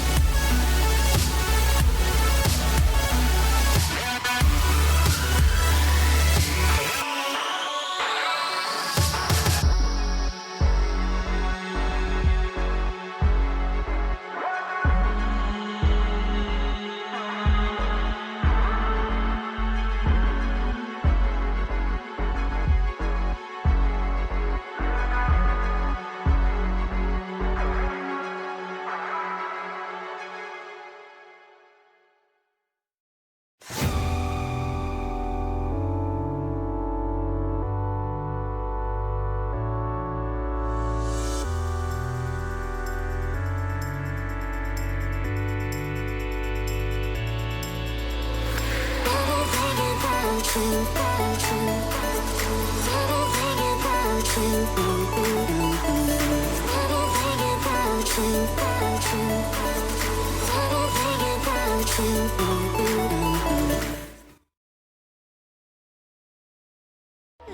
me in this mess, I'm falling. Heaven knows. Can't find a reason why. Couldn't get any closer. Can't find a reason why. Couldn't get any closer. Can't find a reason why. We couldn't get any closer.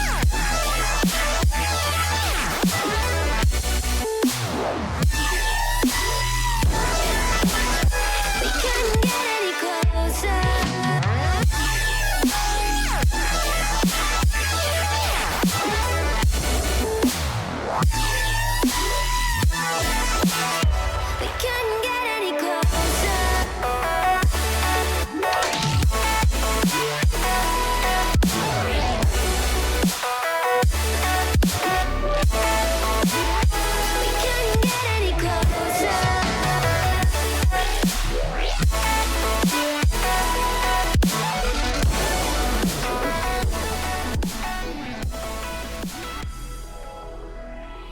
And welcome back to round one of the playoffs. We got Orbit versus Hellcats in the Challenger League. How you feeling, Mallow?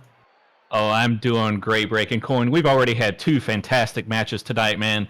That Diffusion Frost match was an absolute banger, but I tell you what, this one we're about to go into, Orbit Hellcats, it's going to be even better. Yeah, absolutely. As we have the powerhouse in Orbits going for the two-time champs here. And then we got Hellcats, who maybe been slept on a little bit of the season, but we have a top player in Jilly who could take it home for the Hellcats. Mallow, what do you think? You know what? You can't count the Hellcats out. They scratched and clawed their way into these playoffs.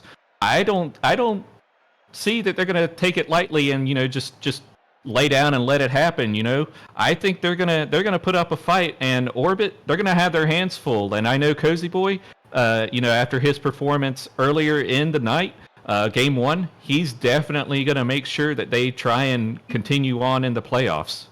Yeah, absolutely. But both teams going to have to be playing their best Rocket League. They're going to be able to get through round one. I mean, it's interesting. I mean, you have the number 2 team going up against the number 7 seed, and you think that, it's going to be easy, right? You're playing a lower seed, but just like that, we're going to be getting right into it, Mal, as both teams have joined. And we're off to the kickoff. Blazing gets a little bit of a whiff there. Marco could try to get past one, goes to the fake. Rear gets it past one as well, but Aeon take it downfield, does not get it on target. Career, he's gonna take it off his own corner. He's gonna wait, play it patiently. Hard point, just gonna dish it out to the midfield. Jilly, see if he could try to get a passage. Blazing, not gonna result in much. His second man just a little bit close, but he gets a 50. Marco with a nice clear early on in the game. Both teams feeling each other out, trying to figure out plan of action.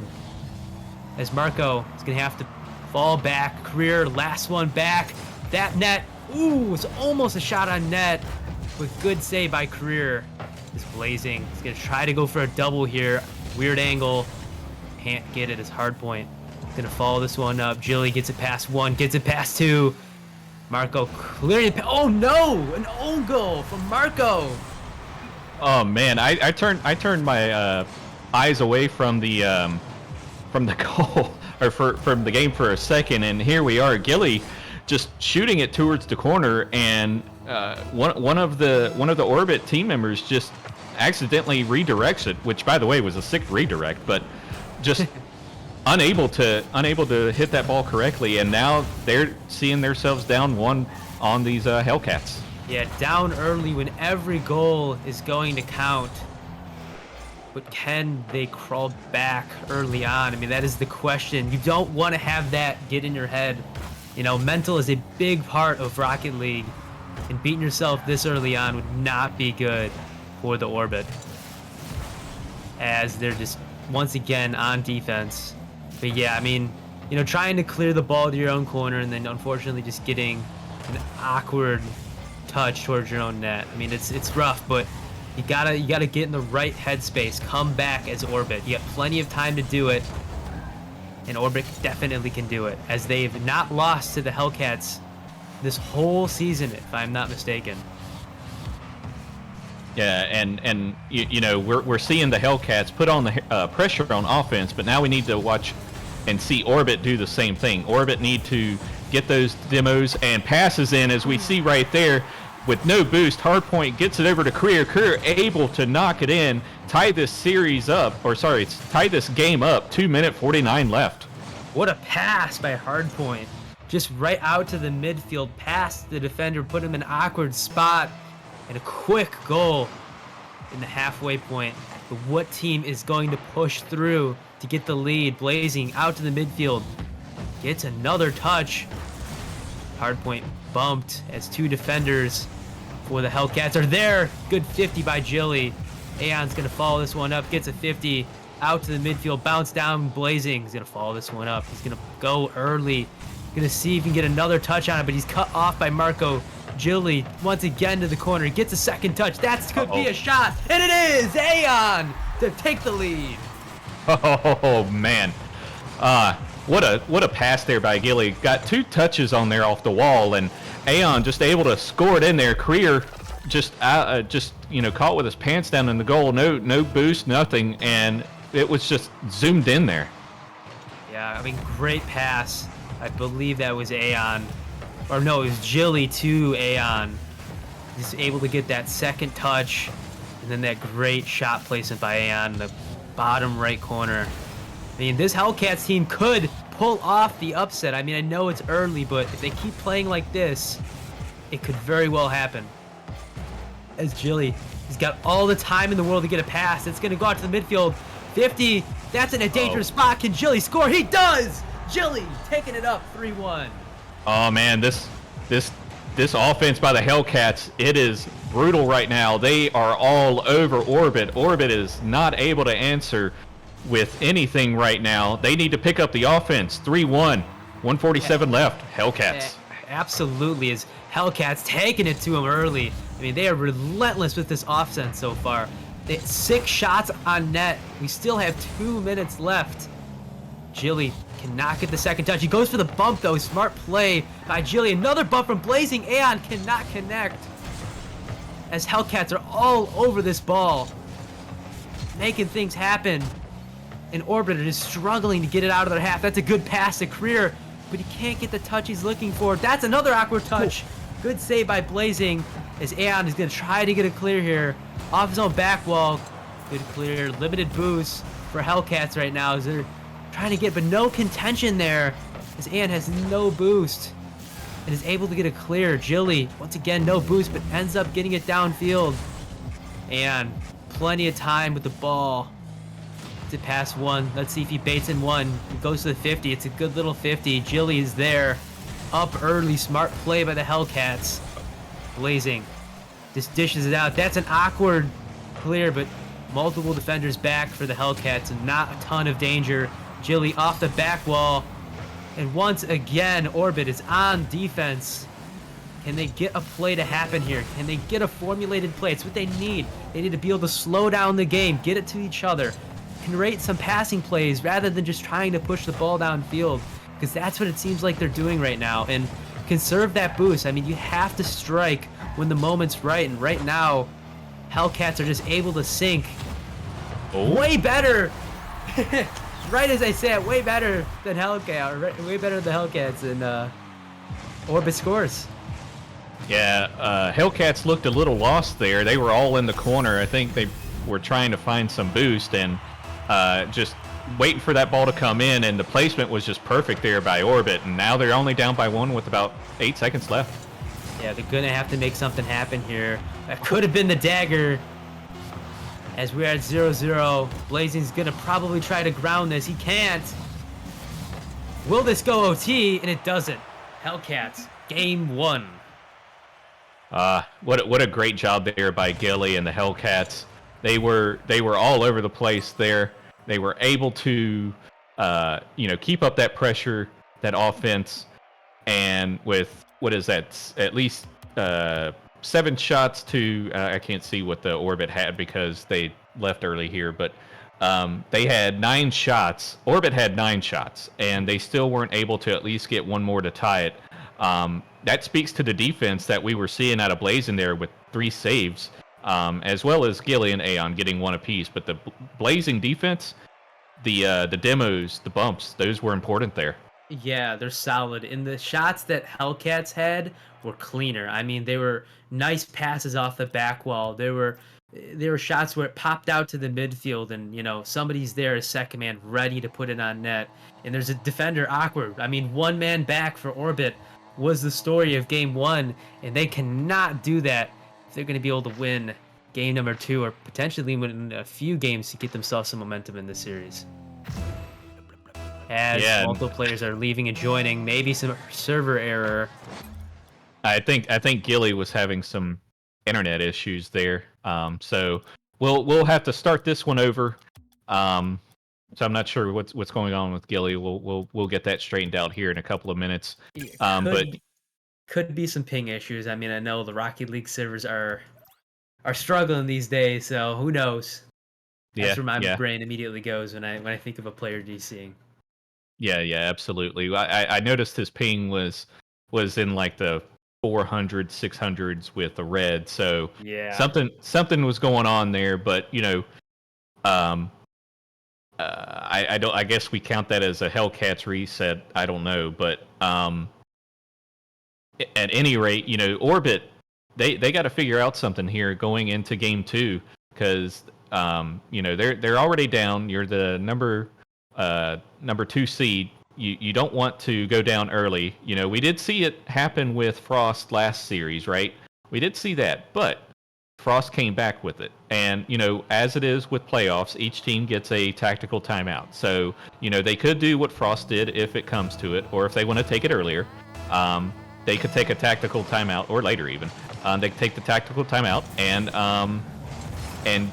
get themselves into a better groove, into a better mental, and get back into this. But here we go. We're starting now, Breaking Coin, with the offense on the Hellcat side.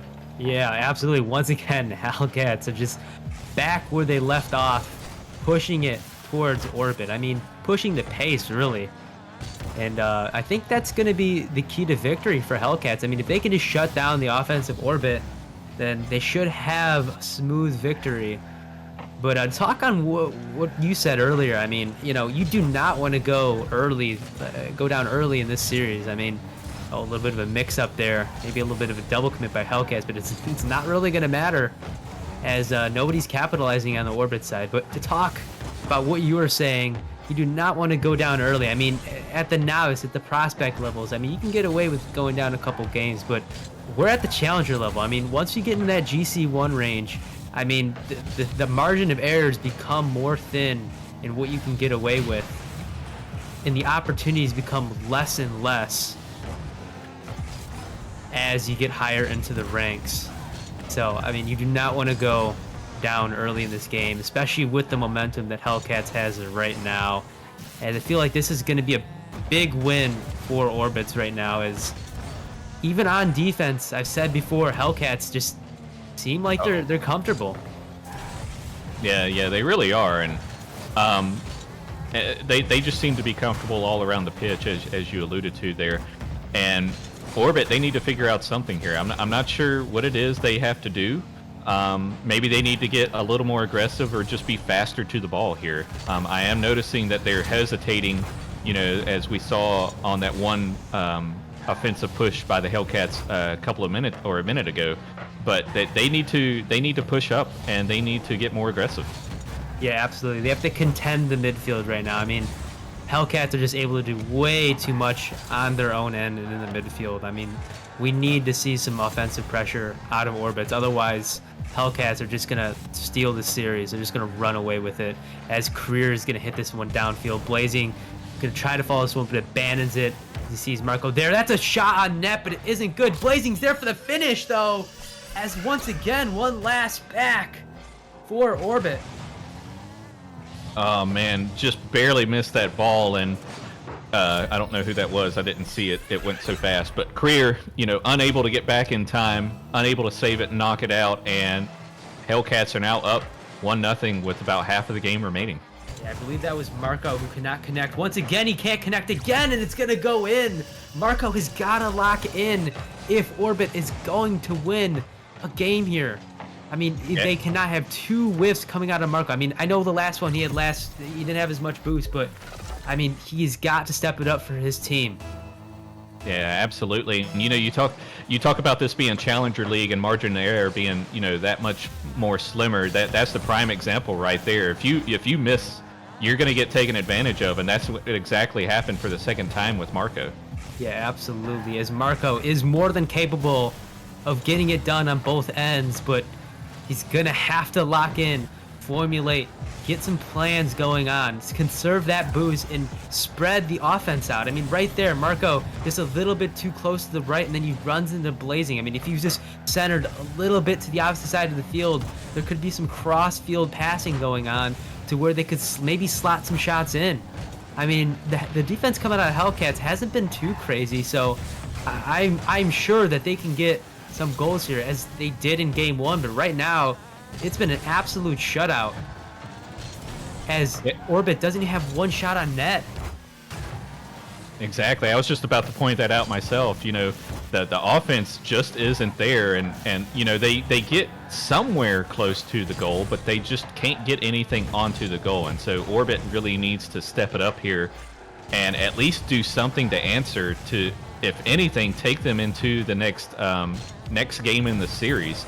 And if you're Orbit, if I'm them, Breaking Coin, I'm taking a tactical timeout after this one.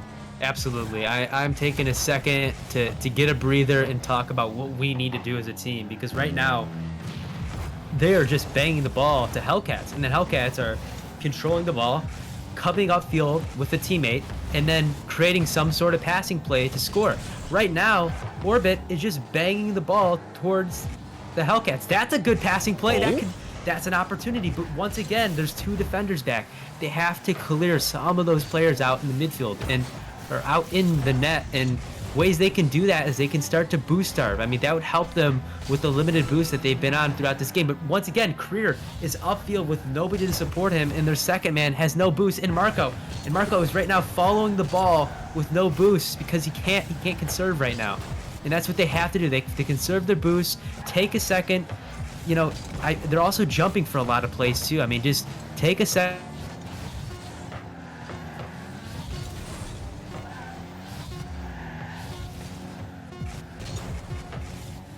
That too often, and as we end up game 2 here, Hellcats winning 2-0, and Breaking Coin, Aeon getting on top here, 11 total shots for the Hellcats, Orbit 3.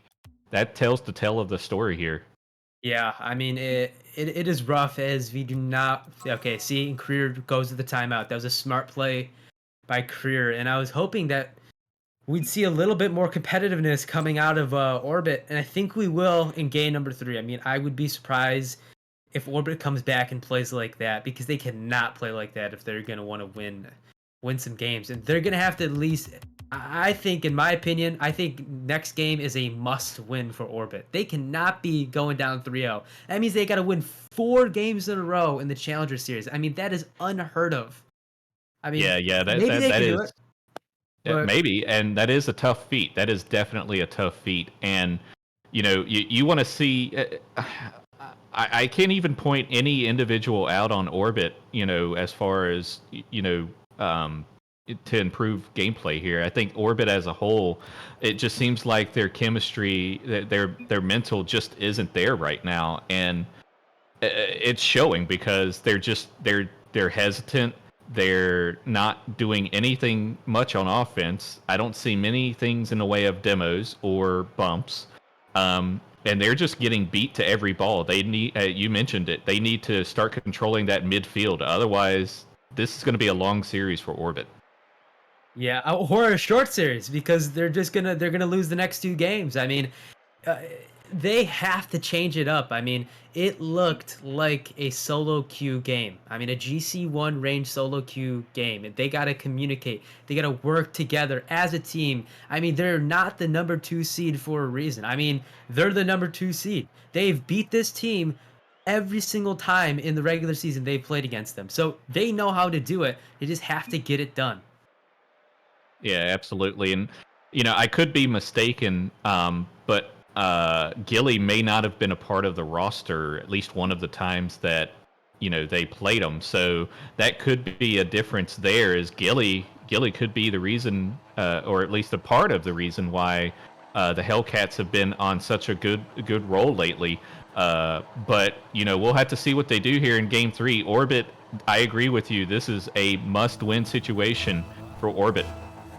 Absolutely, Mallow. As we're off to the kickoff, Hardpoint going to start off strong, as it seems like Orbit is starting strong early. Marco shot on net. Multiple defenders there as they're going to take this one downfield. I like how Orbit is playing so far. I mean, there's no one-man back right now. That's an open net. Blazing off his own back wall. That's popped up. Can second man make it happen? Gilly just there sooner, there faster. Can he get the second touch? He does.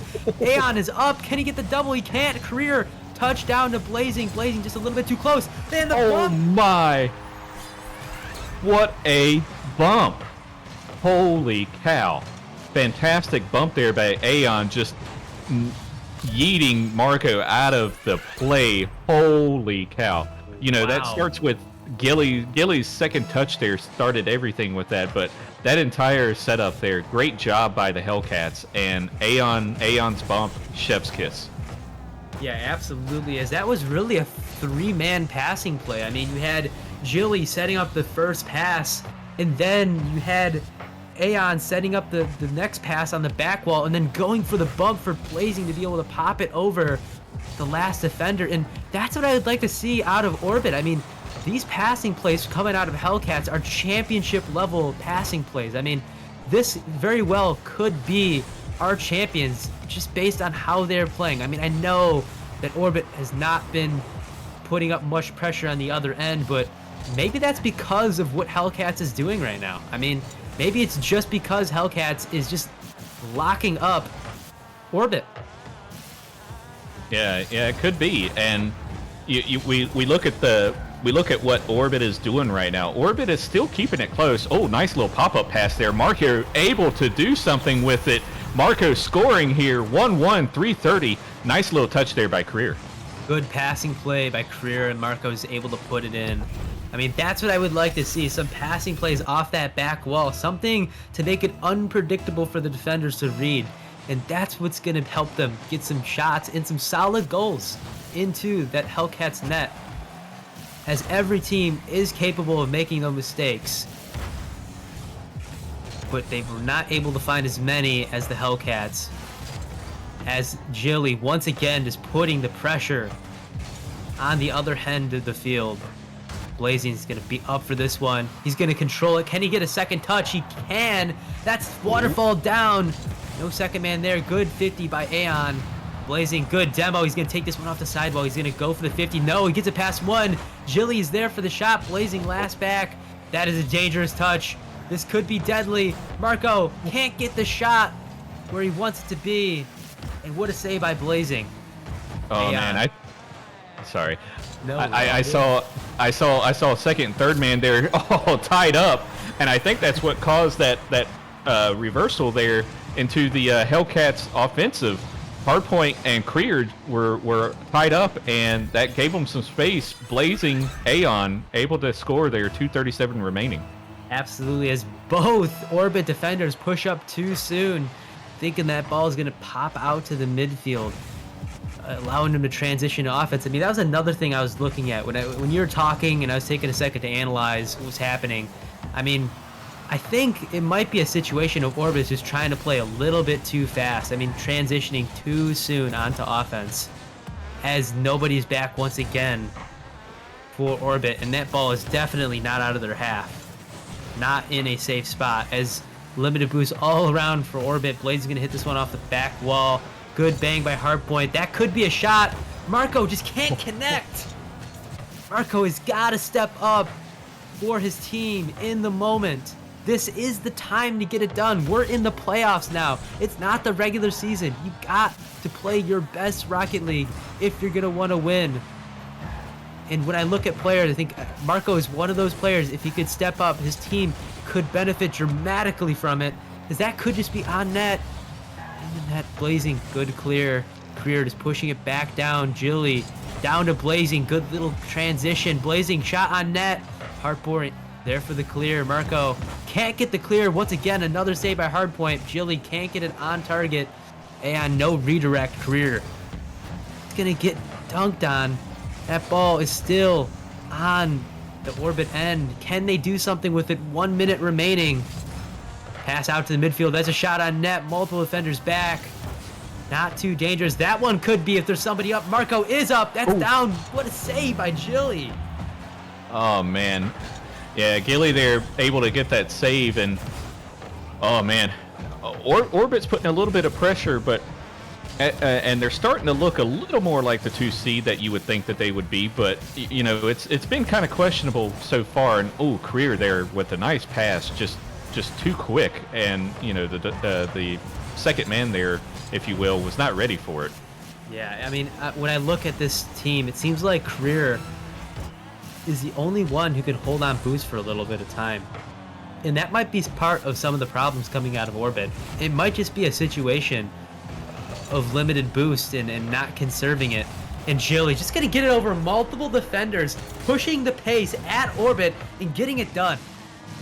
Aeon there with the nice 50, being the bigger man there, able to get that ball forward towards the Orbit net. Gilly able to finish it off, and 3-1, 17 seconds left. I think that might have been the dagger.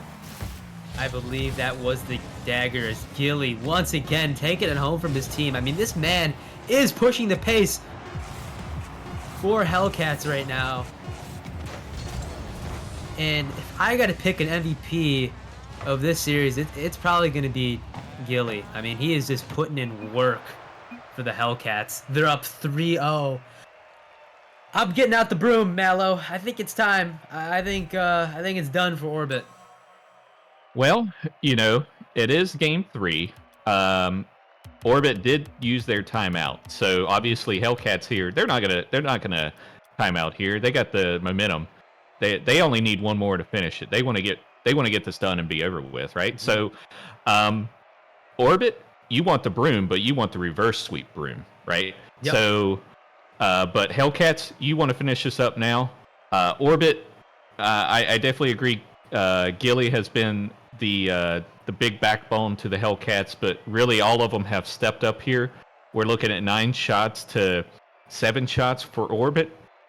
They're all pretty close, you know, shot-wise and stuff. It's just Orbit isn't able to do anything to create the opportunities on offense to get them in the position to score, and that's their biggest downfall right now.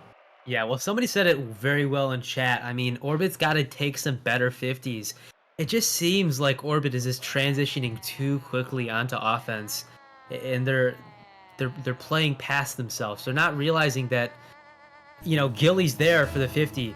Aeon's there to take it. I mean, there's always somebody coming from the Hellcats to contest, and you know, Orbit is transitioning too fast on offense, too fast or too slow on offense, where they just have to go for some 50s, and just like that, nobody's back for Orbit. Oh man, I don't even know where the third was there. Hardpoint was already in the corner. Career was on the wall from the beginning, and Marco was on the wall trying to do 50 it. You know, I don't know if Hardpoint was solely the person there, but unfortunately, you know, caught him out of position, and Hellcats took advantage of it like they've always been doing this entire series. Yeah, absolutely. As you know, you have one player downfield, and then one player front post, another player on the back wall, when, you know, you haven't even gotten the ball out of your end yet. I mean, nobody on your team has touched the ball towards the other side. I mean, this is what I was talking about, is playing too fast for your own good. I mean, they're transitioning to offense too soon. They're trying to rush something that's going to take time. it's not going to be easy to get a goal against Hellcats, but they have to put up some quality shots if they're going to make something fall. I mean, we saw some passing plays fall for Orbit. It's possible. They just have to play better Rocket League, plain and simple. Yeah, they do, and right now they're keeping the pressure on. The Orbit team, is that in? That is in. It is in. Ooh, I wasn't sure from that angle, but Creer able to sneak that one in. That was a slow roller. Barely, and you know, it could have been a cleaner shot if it wasn't for the double commit. I mean, throw some comms in there. Hey, I got it. Hey, put it up to the midfield. I'll be ready for you. I mean, something like this might help out their team. I mean, I don't know if that's what's happening and they're just ignoring each other, but I mean, that could have been an easy save for the Hellcats if they were ready, and I don't know if they're going to have too many opportunities like that where they're just going to be able to let the ball roll in to the Hellcats net. As that's a good little passing play off the back wall. Can somebody... No, good demo by Blazing GG. Rayon, good, it's over 1, hardpoint. He's got time back. Good 50, those are the ones that they're going to have to take. Out to the midfield, can Creer follow it up? He can, he controls it, gets a nice flick, gets the boost. Cannot get a 50 though. As once again, Orbit's back on defense. Hardpoint is up just a little bit too early, can't connect. Good touch by Creer. Marco is going to try to control this one, follow it up. Marco over 1, that's an open net. Can he get the pass? Can't. Defenders are back for Hellcats. Hardpoint gets a redirect towards the midfield. Blazing is there and gets bumped by Creer. Marco, can he get the double for the pass? He can, but nobody's there for the shot. He's a little bit wide. Aeon clearing that one out to Gilly. Gilly, almost a fantastic transition play. Was almost going to give me even more reason to praise Gilly right now. Is a good pass from Hardpoint. As right now both teams are back and forth, but is it too little too late?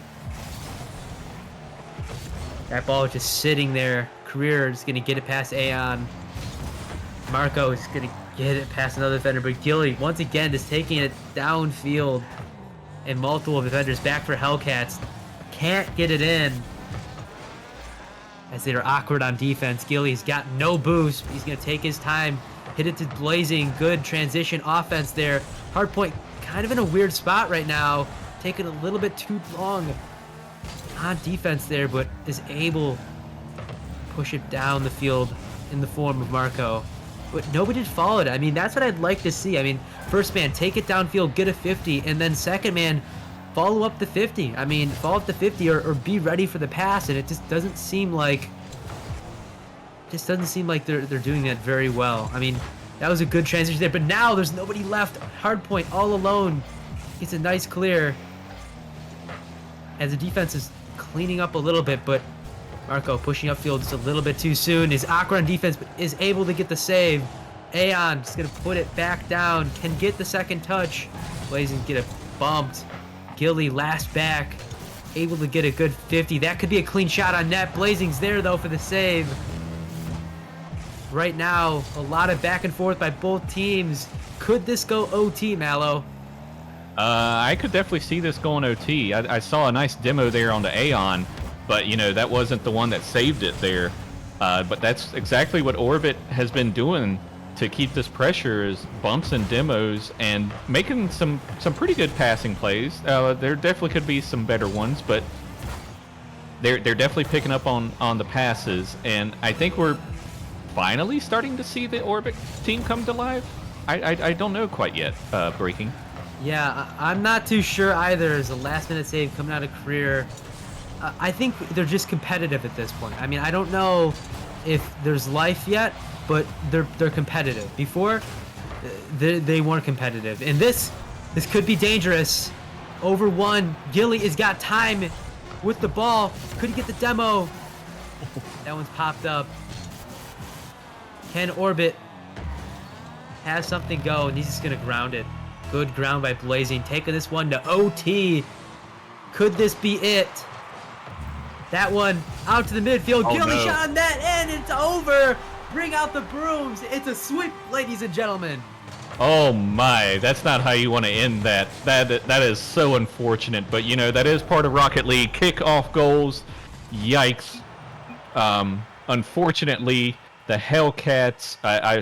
Unfortunately, Orbit. Hellcats popped up on my screen. Unfortunately, Orbit does not win here. They would have loved to. I say that in that way. I'm not saying because I wanted to see Orbit win, but although I wanted my prediction to be right. But anyway, congrats to the Hellcats. They did a fantastic job. They were looking more like the number 2 seed here, breaking coin. But what I will say is that DJD, I know he's not going to be happy being the GM for that org. But what I can also say is Orbit. Better luck next season. Where we can look here at the playoff bracket. I know I'm a little slow on that because the delay with the stream and whatnot. But anyway, Orbit getting upset by the Hellcats. They're going to be facing either Samurai or Venom next week. That's going to be an exciting series. Breaking Coin, what's your thoughts on that series?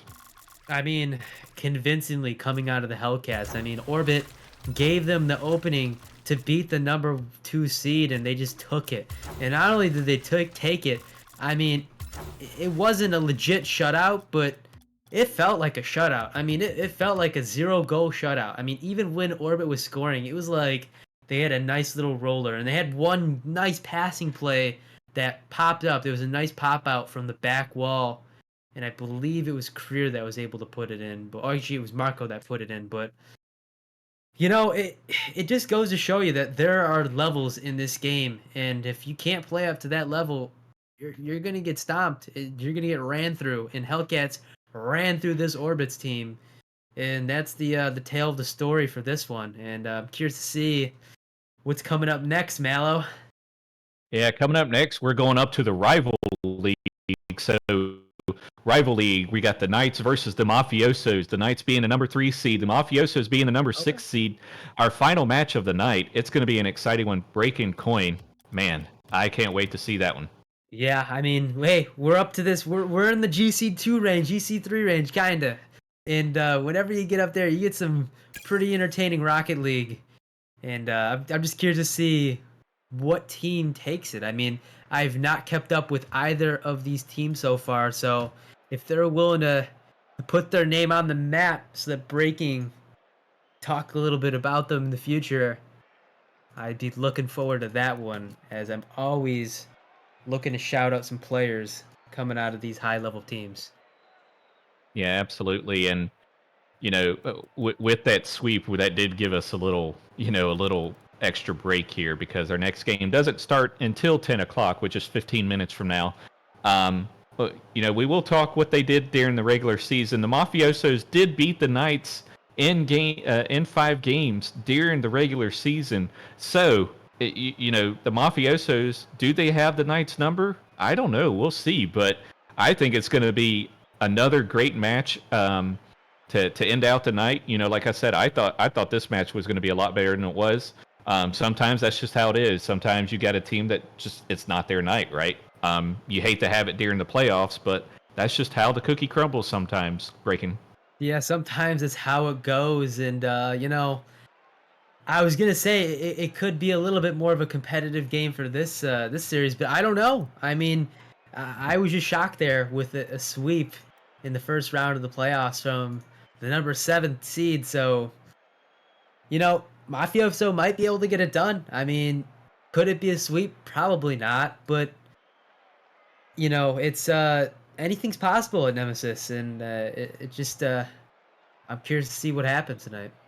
Yep. And while the series did start off kind of rocky for the Orbit, we do got to give them credit. They did pick it up. They did start out kind of slow, maybe a little too fast for their britches, as you kind of put it. But they leveled it out. They were able to bring it back in. Unfortunately, when it comes to playoffs, it's a one and done type thing. So you may not get enough. You don't get enough time to try and bring that back in. So I think that was the case there with Orbit. They were almost there back into it, but Gillian and company, they were just too much. So, what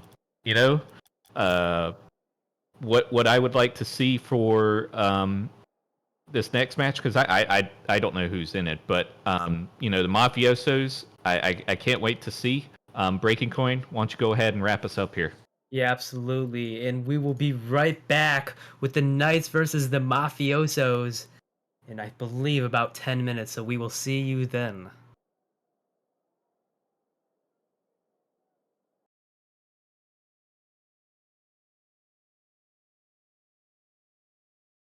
Holy ground, you forever follow in immortality. I can see you and me.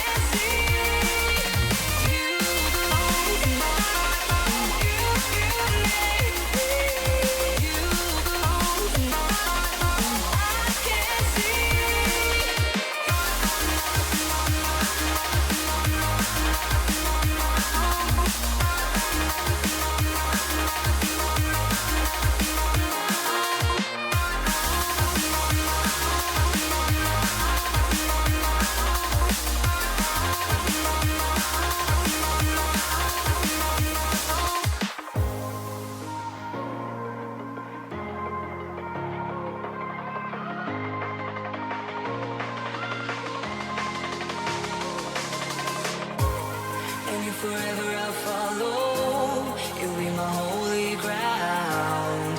You forever I'll follow in immortality. I can see you and me.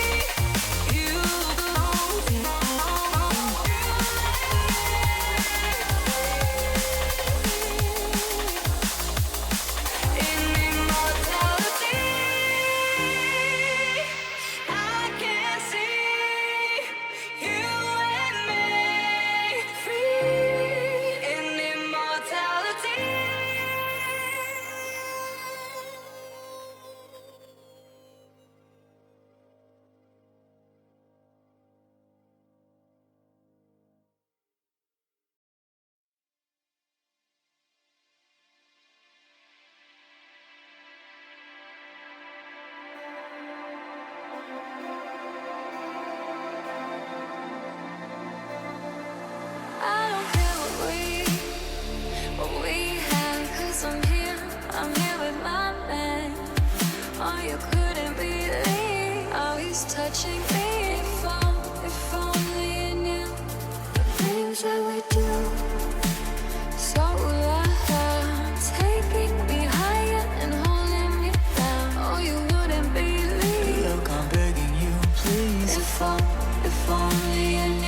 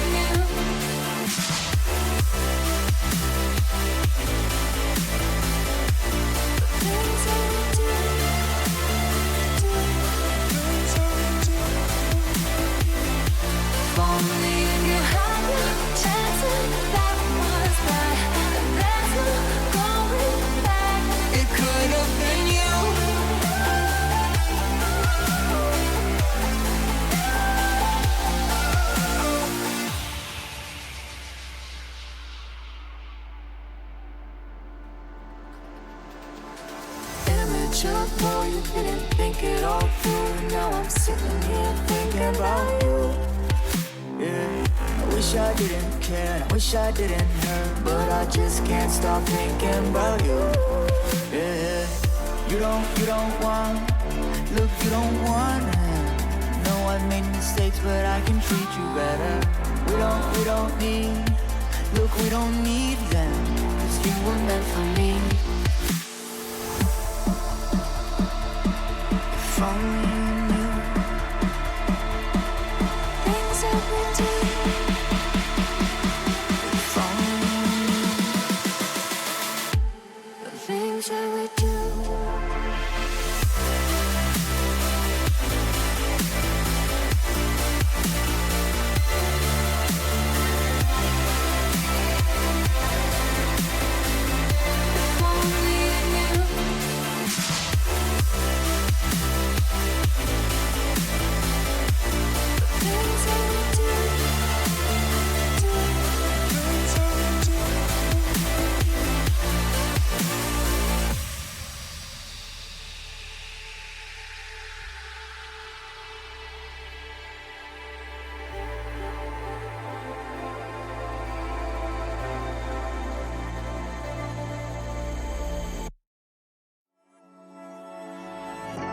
Been watching you keep it all inside. But it's hard to hide what's in your eyes. No words I say will change where you are. Can't break your fall, but I can be there when you call. Trust me that you're love free, baby. I can be your solid ground, your solid ground. Trust me when it's heavy, I can hold you when you're spinning out. On solid ground, on solid ground. Trust me, oh, trust me, oh, trust me, trust me, you walk in the line 1,000 times. As soon as it's good, it turns to fire.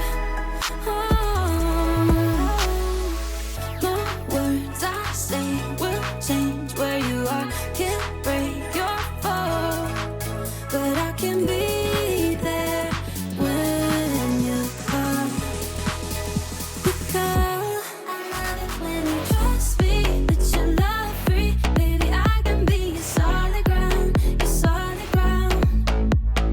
Trust me when it's heavy, I can hold you when you're spinning out. On solid ground, on solid ground. Trust me, oh,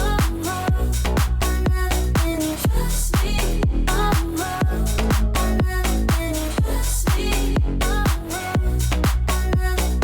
trust me,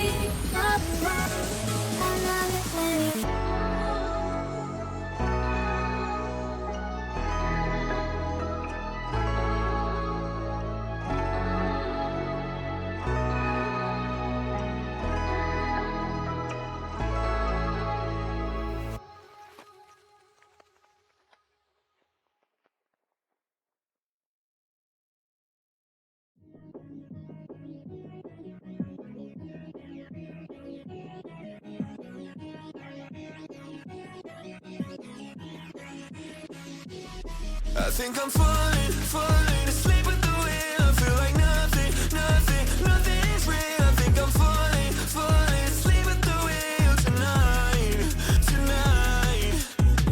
If time flies, that explains why I feel so jet-lagged all the time. On autopilot in my mind. For life. It's you up in the rear view, and I cruise down memory avenue. And it's you up in the rear view, and it's you. I think I'm falling asleep with the wind. I feel like nothing's real. I think I'm falling asleep with the wheel tonight. I think I'm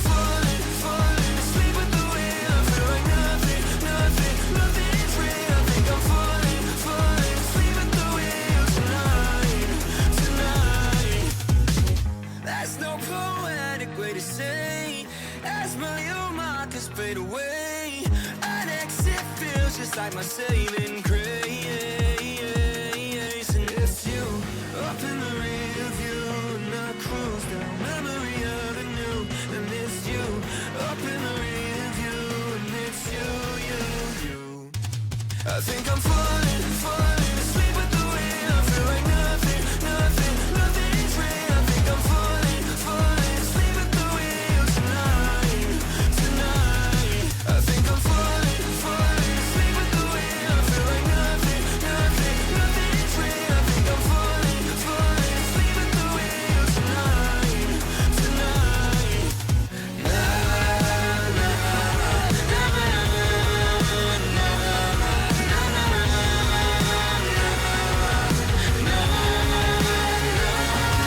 I think I'm falling asleep at the wheel. I feel like nothing's real. I think I'm falling asleep at the wheel tonight. I think I'm falling asleep at the wheel. I feel like nothing's real. I think I'm falling asleep at the wheel tonight.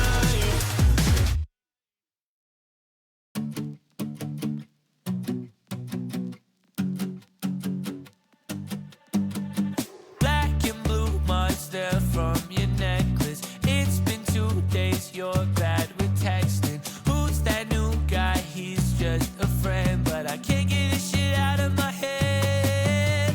Fight until I feel like you hate me. Fuck you if you think that I'm crazy. Why do I hear breathing on the phone? Tell you I believe you, but I don't. Every time it happens, you just shut me down. I don't have a choice. It made me feel like I'm paranoid. You want me to think that you're alone. Then why do I hear breathing on the phone? You're out with someone I'm not invited. Brand new bracelet, I didn't buy it. Your bedsheets smell like I know you're lying. I can't get this shit out of my head. Fight until I feel like you hate me. Fuck you if you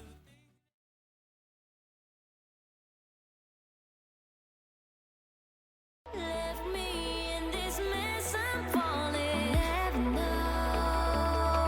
Can't find a reason why. Couldn't get any closer. Can't find a reason why. Couldn't get any closer. Can't find a reason why.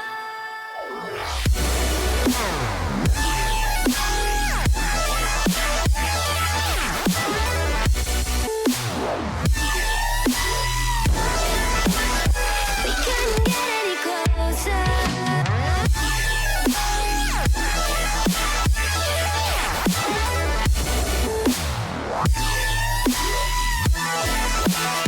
We couldn't get any closer.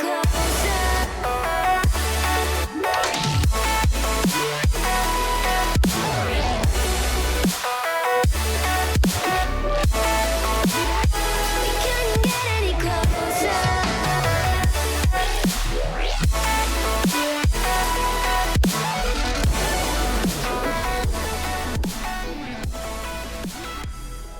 And welcome back to our final matchup of the night, round one of the playoffs. We got the Knights versus the Mafiosos. Flip, you got your predictions locked and loaded or what? Oh yeah, this is a completely non-biased prediction. As the AGM for the Knights, I got them sweeping, but completely non-biased. Ooh, I don't know about that one, alright? I like myself some Sloths, alright? So I got the Sloths Mafioso in 7. So I got the Mafiosos. I don't know much about the guys over there at the franchise, but I got high hopes for them, right? They got a cool team name, and they got some high-level players. I mean, we are now in the rival league. So this is where Rocket League starts to get even more competitive. We're at that GC2 level. So the mistakes are going to be far and few between. Yeah, for sure. I mean, we have the number one average score per game player, average or the number one rated player, T-Man, on the night. So he's going to show up. He's going to do his thing. He's going to bring a wacky car. You're going to see maybe a cockroach on top of his car. Like he brings some wacky cars for sure. But it'll be a fun one for sure. I think. I do have the Knights. They are the higher seed. They are my team. I do know more about them. I will say Squintle, Foam, T-Man, all really good players. They've all made playoffs in Rival League before. T-Man and I made it to the semis last season. So we're looking to go even farther this season with this team, and I think they can do it. Yeah, just looking at the prices, T-Man is 1707. Whenever you get that high in prices on a team, and they have two players on their team that are mid 1600s and then a low 1600s, and then you have mafiosos who have two players who are in that low 1600s. So it all depends on how well those two other players play. I mean, T-Jazz and T-Man should be playing up to that high level, that 1700 mark. But it's just all up to what those two other players and the other teams do. It's gonna make the difference. I might back off on my predictions, and I may or may or not put 1,000 points, 1,000 Nemesis points on the Knights to lock that one in, putting the yacht on the Knights. But yeah, I'm curious to see who is gonna take this. Yeah, it'll be fun, as I'm pretty sure we are ready to go ahead and I think Kareem is gonna say something real quick, but yeah, we're ready to go ahead and get into this game number one. Like I said, I do think the Knights are gonna take it. I actually think it's gonna be like a 6-game series, 5-game series. I have a lot of faith in the Knights, but I feel like the first goal is gonna be the most important one. So let's see who gets this first one. Yeah, absolutely. As I believe T-Man is in the Merc. Interesting guard choice. As what can you say on that early on, Flip? As bang, a goal coming out of the Mafiosos. I could say it's a great goal here from the Mafiosos. Really bad challenger from Foam. Needs to be up higher. But also, that's not the Merc. That's the Nomad. T-Man would be, he's very picky about his cars. So Ooh, I see. The Nomad, a car I haven't seen in ever. The Cyber Merc electric vehicle version, as Paul's gonna take this one out to the midfield. T-Man going for a double, but can't get it to go. Glow baked out to the Jazzler. Gwintle up the Foam, cannot get it down. T-Man gonna dish it down to Foam, can't connect. That's a pass out to the midfield. No connection there from the Mafiosos, as they have the edge up early. Gwintle's gonna stay on this one. Pass out to Foam. Foam's gonna pop it to the left. Can he get a 50? Can. That's gonna fall to Squintle. He's gonna try to dish it out. Low boost for Foam. He's gonna have to go back. T-Man is up for it. Down to Squintle, who's gonna follow, but no boost. Good 50. Gets a little bump on Pulse there. Globay can't connect. Both teams right now feeling each other out.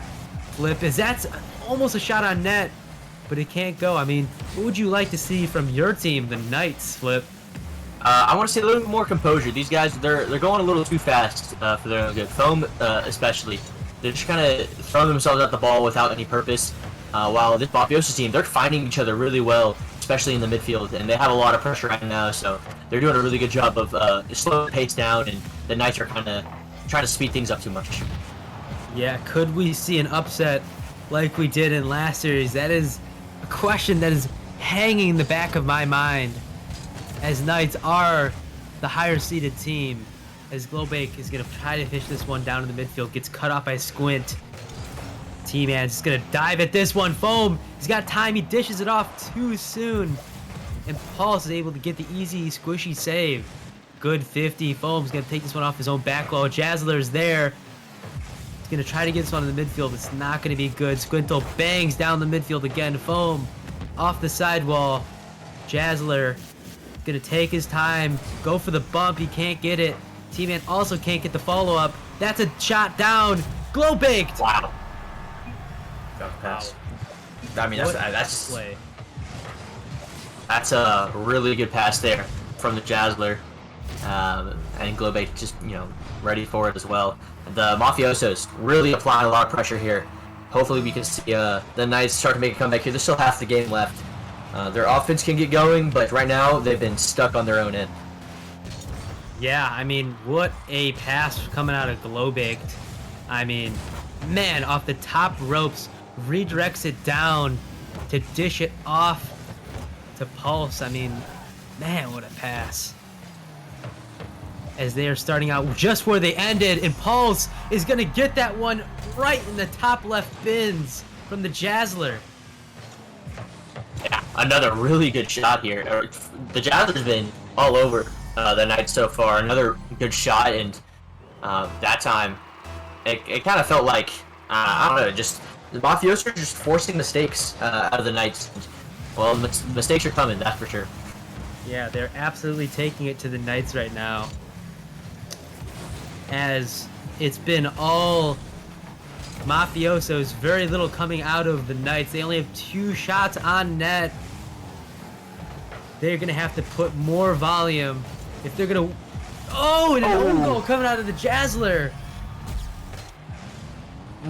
It's still, not a great offense here, but honestly, pretty bad defense if you're the Mafiosos. All 3 players are pretty much in net, and that ball's still sneaking through somehow. Obviously, it was an own goal, not what you want to see, but it felt like the Knights kind of got lucky with that one.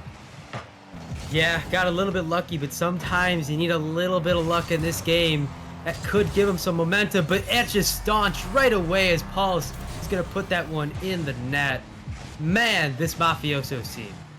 Yeah, they're playing really smart. T-Man was playing for 50. He thought he was going to play it high, and he said, okay, well, I'll play it to my teammate that's right below me. And, the Knights just weren't ready for it. Phone, he just wasn't ready back post in time, and these midfield controlled plays from the Mafiosos are really throwing off the Knights here. Knights, they got to figure out a way to get back on track, because there's only a minute and a half remaining, and it might be already too late for game number 1 here. Very well, as they're going to need a goal here in the next couple of seconds. As a good demo coming in that T-Man, but yeah, I mean, I would...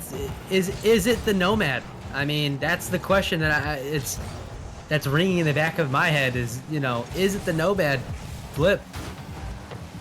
I'll tell you right now, the Nomad, he's done great things on it, and he won't switch up. Definitely not this series. So, Wow. if it's not, he ain't switching. I promise you that. But we got to see this Knights offense really come alive. I want to see some signs of hope here before game number 2. Yeah, me too. As right now it is all Mafiosos. As that's a dish down, T-Man backflips as your number 1 player on your team. The highest price. You cannot be doing that in moments like that. Your team needs you. T-Man just trying to get it going. Globate cannot connect. Hey, there's a little bit of life. Yeah, and this one, obviously it's another really big mistake here, but at the same time, it feels like Mafiosos have kind of been trapped here for a while on their own half, in their own corner. And I really do think that the Knights are a very good team at suffocating. They're really fast, really aggressive, so whenever they can, get the opposing team stuck in their corner, that's when the Knights really start to shine. So if they continue to do that, I really do think this game is over, but going forward in the series, there's still plenty of games left, and that's what you want to see for the Knights. Yeah, absolutely, especially this early on. Plenty of room to improve. As Squintle is going to get a quick one on net. T-Man wants the reset. He wants East. Interesting. As ping maybe was an issue for both teams. Yeah, it's looking like the East, usually Nemesis is running on Central servers, but if both teams agree to an East game, or to play on the East servers, and that is what they will do. So we are hopefully going to get a little bit better connection, because I don't know if it's been the same with you, Breaking Coin, but the internet, I mean, for me specifically, it's been pretty bad. But we've seen a couple internet issues throughout the day, so I really hope it can fix itself. Yeah, Rocket League servers have been at an all-time low, in my opinion, when it comes to the quality of what we're getting. I mean, packet loss has been incredibly bad. I mean, even me, a hard stuck 16 ping player, all of a sudden having to deal with 64 ping. I mean, what is that, Flip? Oh, this one's central again. Oh, this is Uh, Central. Yep, gotta leave. yeah, that one. It's all good. Yeah, no, I mean, I've always had like 60 ping or so, but today it's been pretty bad specifically. But over the past couple of days, I agree. I don't know. I feel like every time they make a Rocket League update, something goes wrong, and this time it feels like it was the servers. So, Kareem, it made us join the other match. So hold on, we're trying to get We're that one. getting back in as we speak. Yeah, Believe teams are starting to roll in now. We are on Central again. no, Kareem, you made a lobby, but you made it the same info, so it's just sending us to the other one. It's Yep. glitched. So yeah, we're gonna just figure it out. We want to give these guys the best shot. Both of them. They were both, wanting better pings, so it's not like one team getting an advantage here. I will say though, it does help the Knights, talk about some things, specifically, things about rotating better, playing more, a little bit safer, not over aggressing like they usually do. But at the same time, Mafiosos, hey, they played really well that first game. They want to see if they can continue to do that.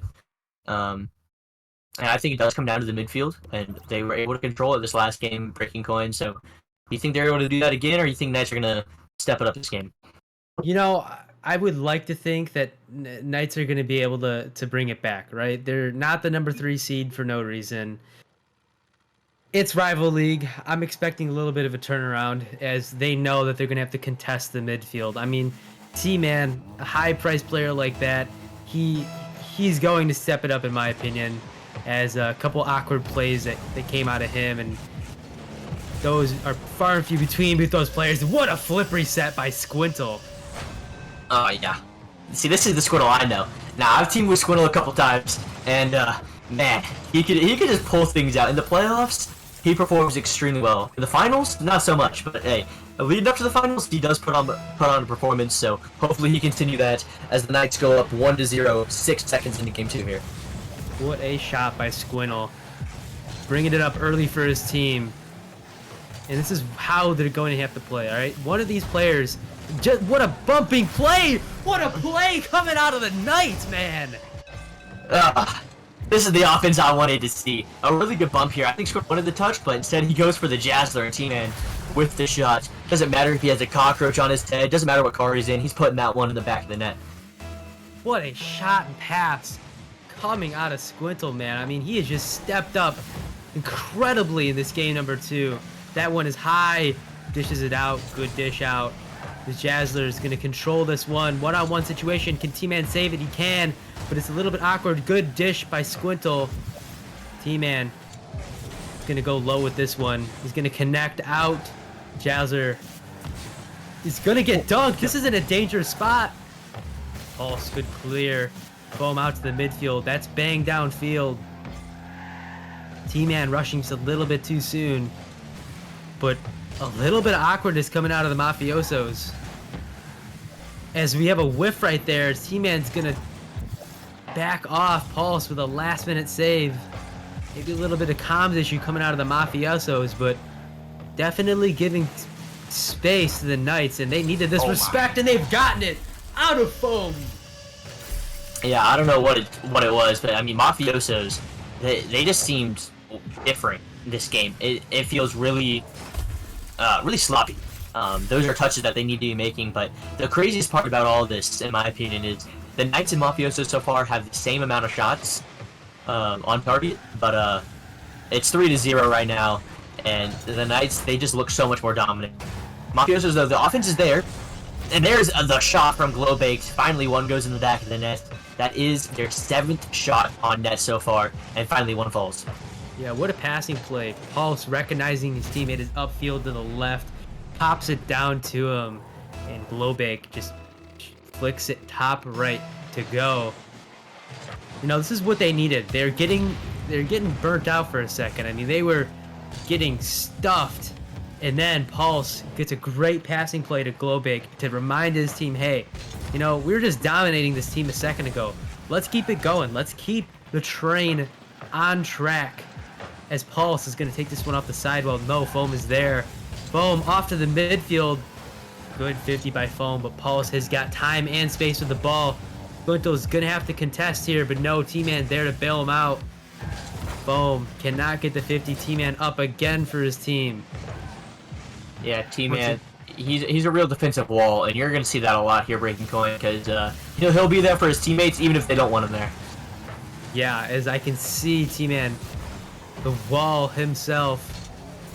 But hey, that's nothing to sleep on the Mafiosos. I mean, Mafiosos are starting to pick it up now as they are putting some heavy offense, and that could have been a goal right there if it was just placed a little bit to the right. Mafiosos just putting on the pressure as both teams are back and forth, but we're going to need to see something out of the Mafiosos as we are just past the halfway point. Glowbake going to take this one downfield. Foam off the sidewall. Jazzler is going to bang this one top right. Guntel is there for the clear. Pulse dishes it down to Glowbake. Glowbake shot on net to Foam. What a save. I mean, both teams back and forth right now, but it feels like the Knights are just able to put more shots on target versus Mafiosos. Flip. I mean, what do you think about that? I feel like the pressure here from Mafiosos is very high. However, it feels, I wouldn't say safe, but the Knights feel safe enough in their own half. While Mafiosos, every time I feel a shot on target, I feel like it might go in for them. It's a little bit scarier whenever the Knights are on offense, in my opinion. Right now, the Mafiosos, they've had a good amount of chances, but nothing feels that threatening. And the Knights, they're quality chances coming out of the Knights right now. And I think they would take the quality over the quantity.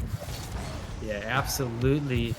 As Mafiosos have 12 shots on net, almost double that of the Knights, and yet they are up 2 in this game.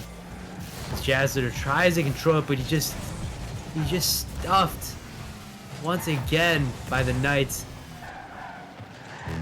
As they're going to need to see some better 50-50s coming out of the Mafiosos if they're going to want to get a goal. 1 minute left. Can they take this to OT?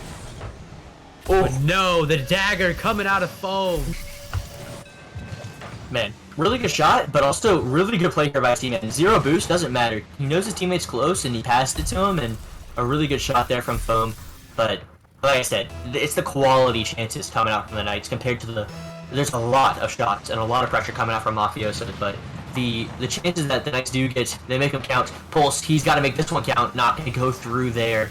And once again, it felt like Mafiosos, they were close this game, Breaking Coin, but this time I feel like the Knights defense held strong.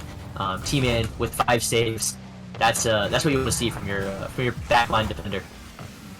Yeah, absolutely. As Mafiosos are just jumping for the ball right now, scrambling to make something happen. And I think that was the big key. I mean, when the Knights were scoring, it was controlled demo/passing plays, or it was a flip reset over a defender. It was a controlled play, and Mafiosos are just trying to force it too much, and it is costing them. It was a good game number 2, and honestly, it kind of felt like a flip of game number 1. Game number 1, I felt like the Knights were playing a little too fast. They were jumping a little too much. They were getting a little too panicky. This time, it felt like the Mafiosos, they just wanted to go, go, go, shoot, shoot, shoot. But they played a lot better in game 1 whenever they were passing in the midfield, you know, doing slow air dribbles, taking those 50s mid. That's whenever the Mafiosos really shined. The Knights saw that. They said, okay, we'll one-up you. We'll take control of the ball. We'll make some solo plays happen, and we'll do some passing. And the Mafiosos just didn't have an answer. They felt a little bit too panicked this game. So hopefully they're able to slow it down, you know, look for each other a little bit more this next game, because that's whenever this Mafiosos team really shines. Yeah, and that's really the key. I mean, Mafiosos had a lot of shots on net, but like you said, you know, quantity over quality. And T-Man is going to try to get one early. Foam just a little bit up too late. T-Man just fakes the 50-50. Jazzler's gonna try to make something happen here. That's on target. And Mafiosos go up early in the game 3.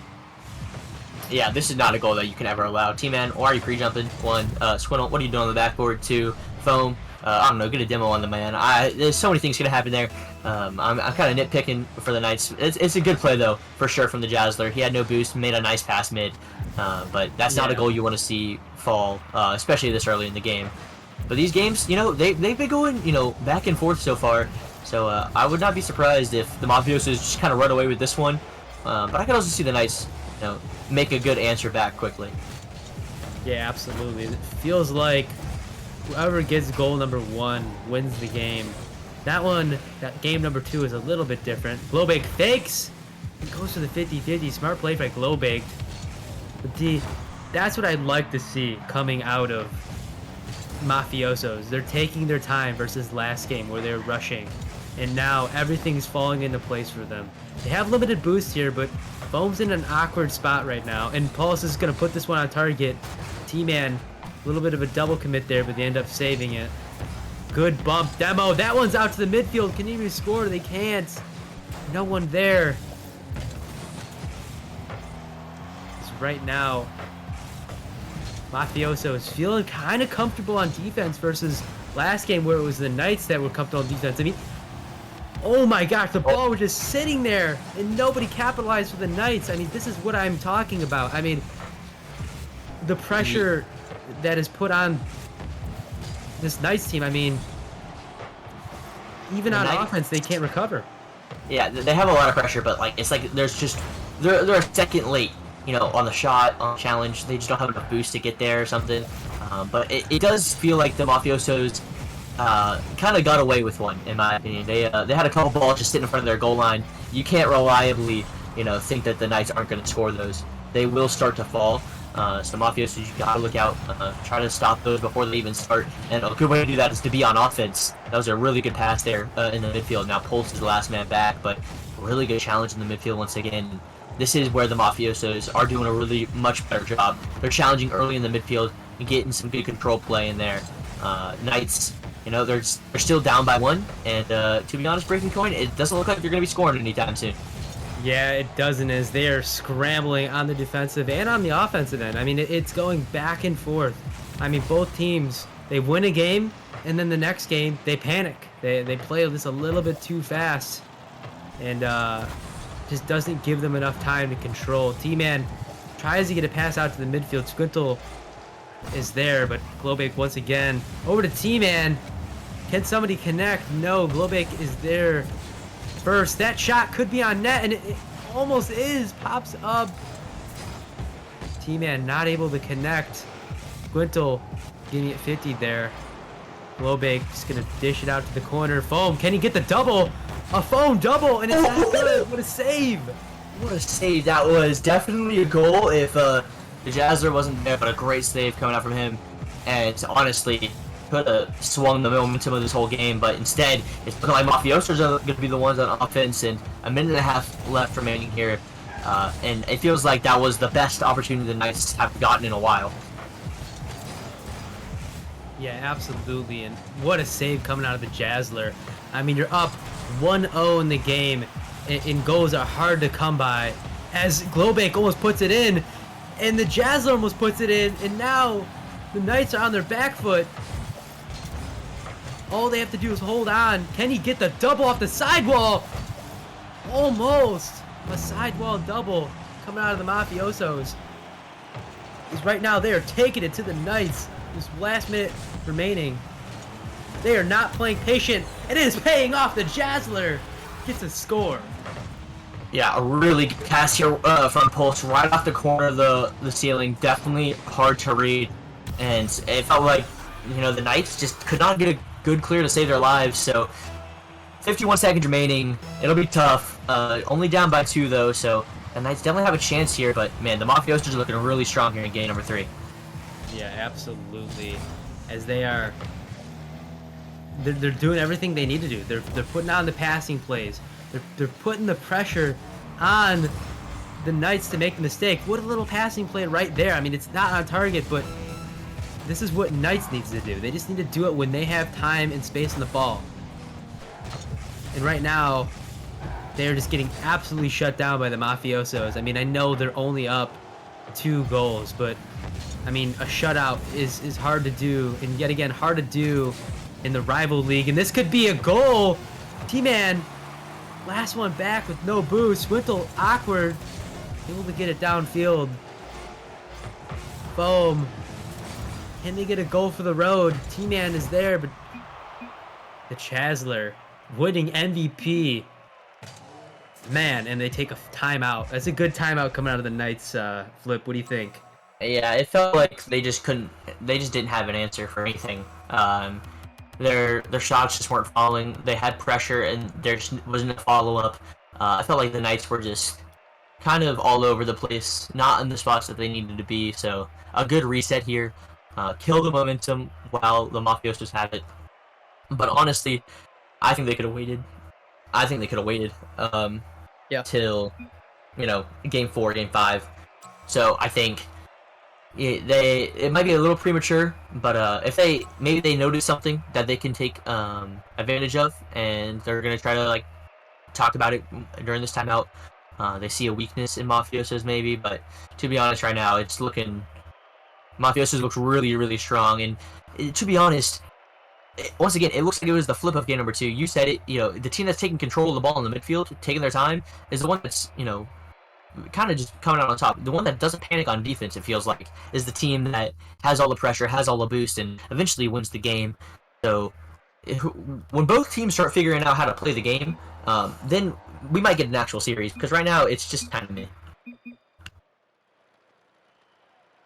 As Mafiosos prematurely join, as we have a timeout here, yeah, I mean, I think it's okay for them to take a timeout right now. I mean, you don't want to go back and forth to where you're at a game 7, you're playing for your life in one game. I mean, if you can fix the mistakes that you're making now, and those mistakes can be fixed for the rest of the series, I say go for the timeout right now.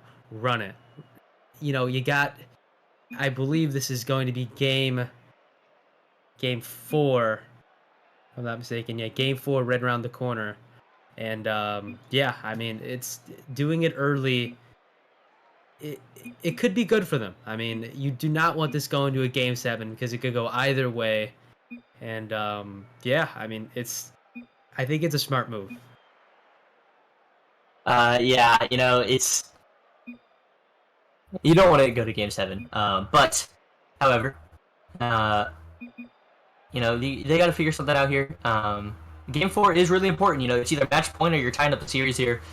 Definitely huge momentum swing for either one of these teams, because if you're Mafiosos, you want this game really badly, and if you're Knights, well, this is almost match point, so they got to figure out who's going to come out on top here, and it has been whoever scores first has won the game so far, every single game. So we'll see, if that happens here in game number 4 as well.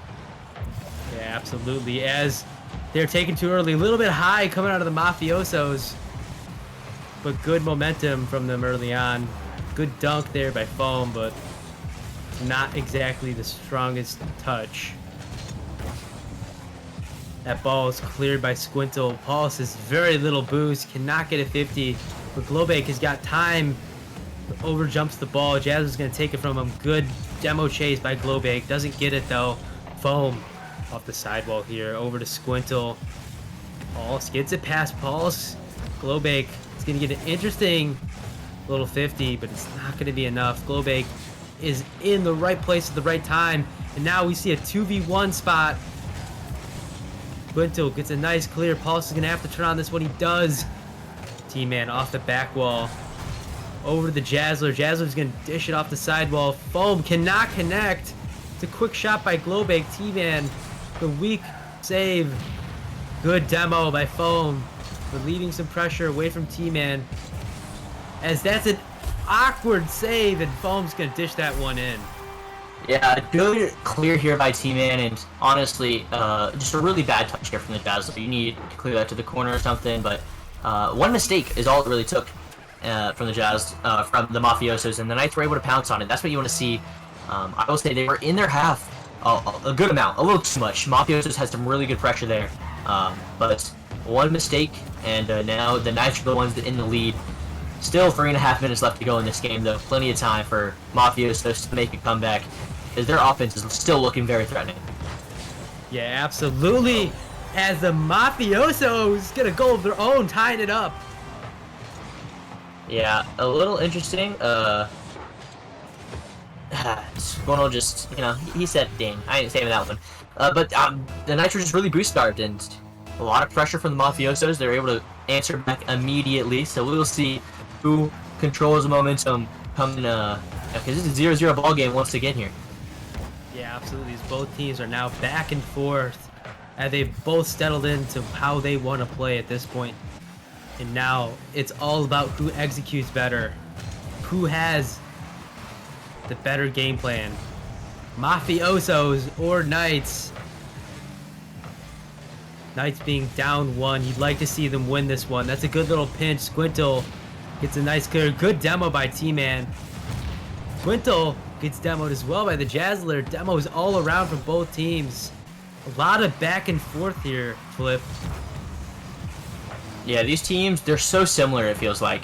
But right now, it does feel like the Mafiosos still have the advantage. They've had this ball in the Knights' half for so long. They're looking for a good shot there. T-Man had to get the epic save, and the way the Knights have scored was off a counterattack, and so an opportunity like this, they can't waste.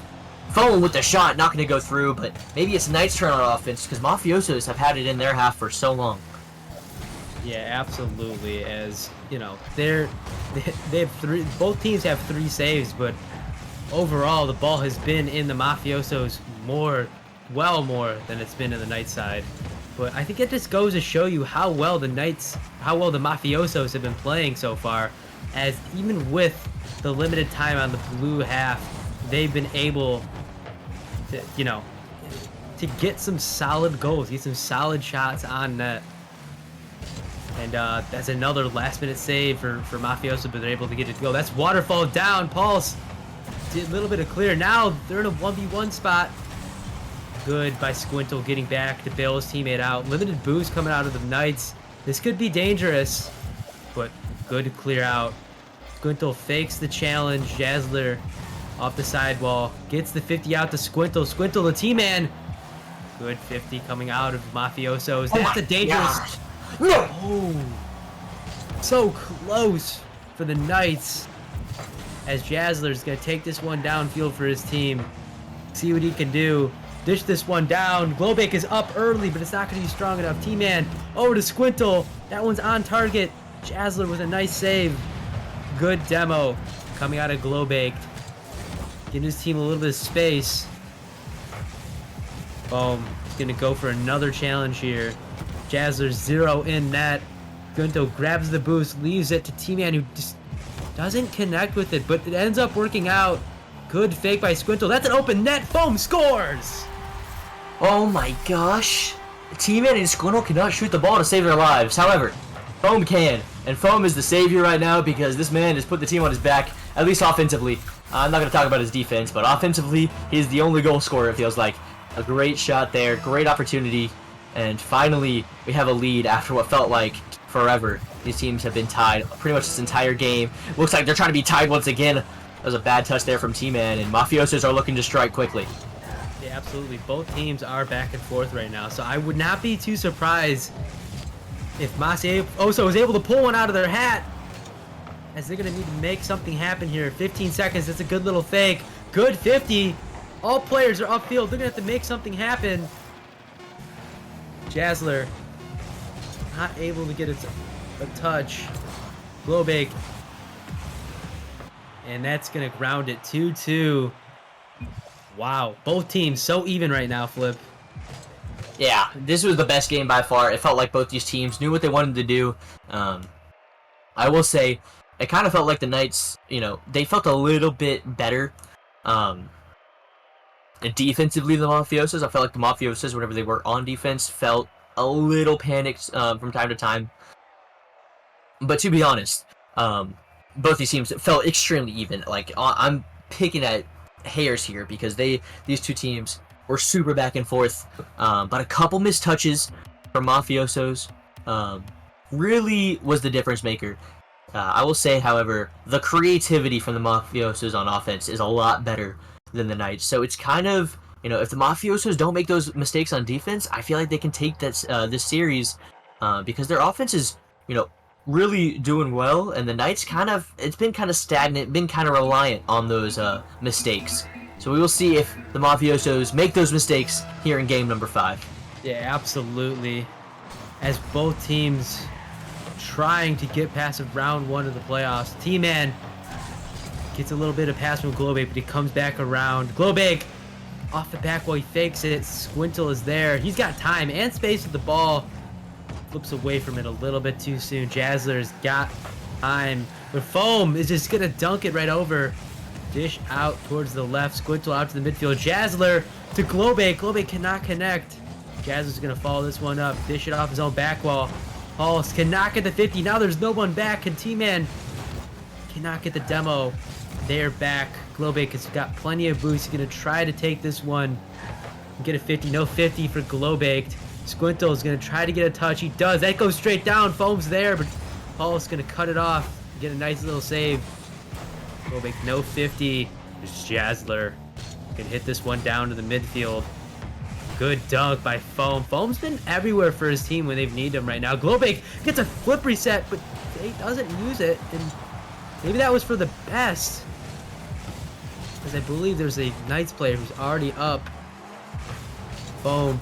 Nice little pass. It's off the back wall. This could be dangerous. Good clear by Globake. I mean, the defense coming out of the Mafiosos right now, Flip. I mean, it has been absolutely relentless. Yeah, they're doing a really good job making these saves. But more impressively, I feel like the midfield presence for both these teams have been so good. They're stopping a lot of attacks before they even get started. So these teams, their chances are going to be few and far between. They got to make them count here. But right now, neither team has been able to do that. Globake, though, makes me eat my word because he's going to put that one back of the net. Good little drop by Globake. Foam just cannot get back in time. Globake out of the right side of the field, flies in and slots that one in. Top bins. Globake, a player I've been watching throughout this series, is one of the best players on this field, it feels like at times. I feel like he definitely has some of the best mechanics for sure. He's able to do whatever he wants with the ball. And right now, it feels like he's been the main driving force here for the Mafiosos. Got to keep him hot if they want to win this series. Cannot let Foam and the Knights shut him down. But right now, it has really been a lot of Globake. T-Man, though, trying to make a statement here with that shot. Oh my gosh, the flip reset. T-Man in the Nomad. T-Man. What a shot. Flip reset for T-Man. Flips around, rotates, and puts that one top right bins.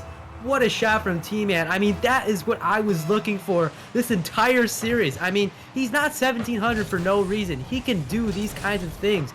He's got to do them more frequently. And he's got that cockroach rocket on the top of the car.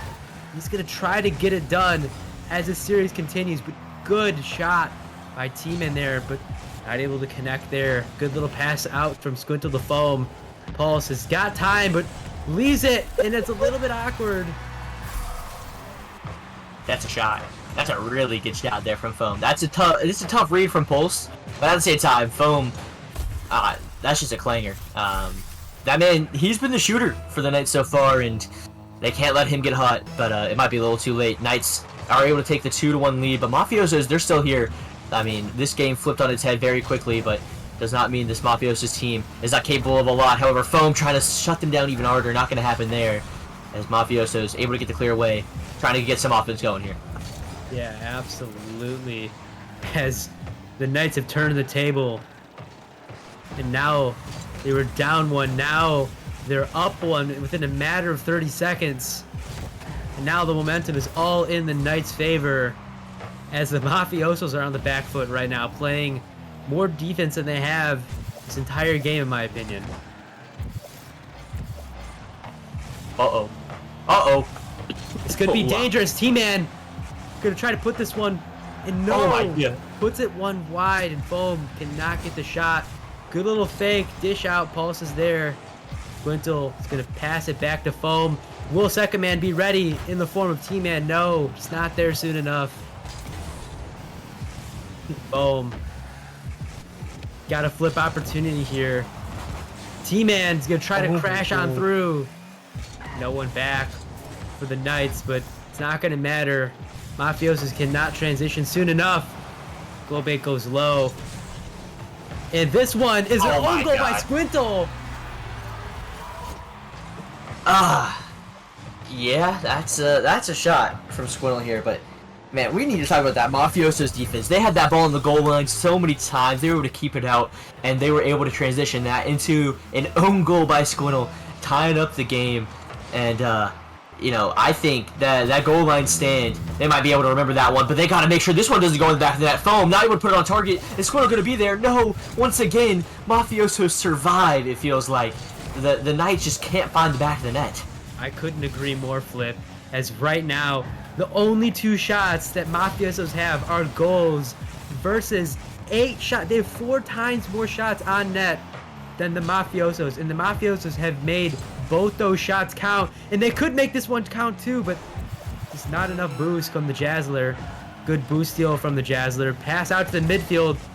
They got 30 seconds to make something happen. Somebody has got to break through for their team. Glowbait. He's got time and space to the ball. He's going to take this one to his own corner, take both boosts. Could he go cross field? That is the question. He's not going to get the flip reset. Jazzer's going to bang this one downfield. Good play. Keep it out of your half. With such limited time remaining, it's okay to play a little bit of defense here. Just ground it, take this to OT, and it's going to go OT, Flip. Finally, I think this is the first overtime of the series. It's game number 5 here. This year has been so back and forth. Surprise, this is our first overtime. However, these teams, you know, they've been battling a lot.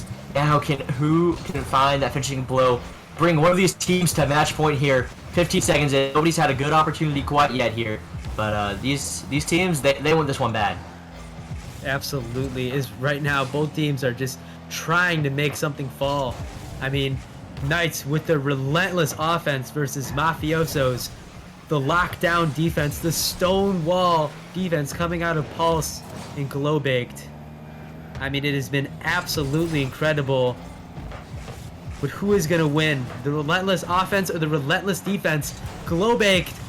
He's got time and space on the ball. T-Man, nice clear. Jazzler's up early. Gonna get an interesting touch on that one. Pulse is back all alone. He's gonna need a clear here. He gets it. Jazzler is gonna get beat. Squintle. Oh, back to T-Man. T-Man cannot get it on target. Boom. Gonna dish this one out. Best ball to defender. It's an awkward backflip. Tragedy strikes. Oh, no. To the Mafiosos. And Squintle's able to score. Oh my gosh. I said, you know, Mafiosos just can't make those mistakes. And just a little bit of awkwardness, a bad touch from Glowbaked, a backflip from Pulse. These little things add up, and it results in a goal for the Knights, and it also results in match point for the Knights. And this is the first time a team has won back-to-back games. The momentum shift in the Knights' favor in overtime. I think all these little things kind of accumulate, Breaking Coin. It feels like the Knights kind of, you know, took a lot of the momentum in this series.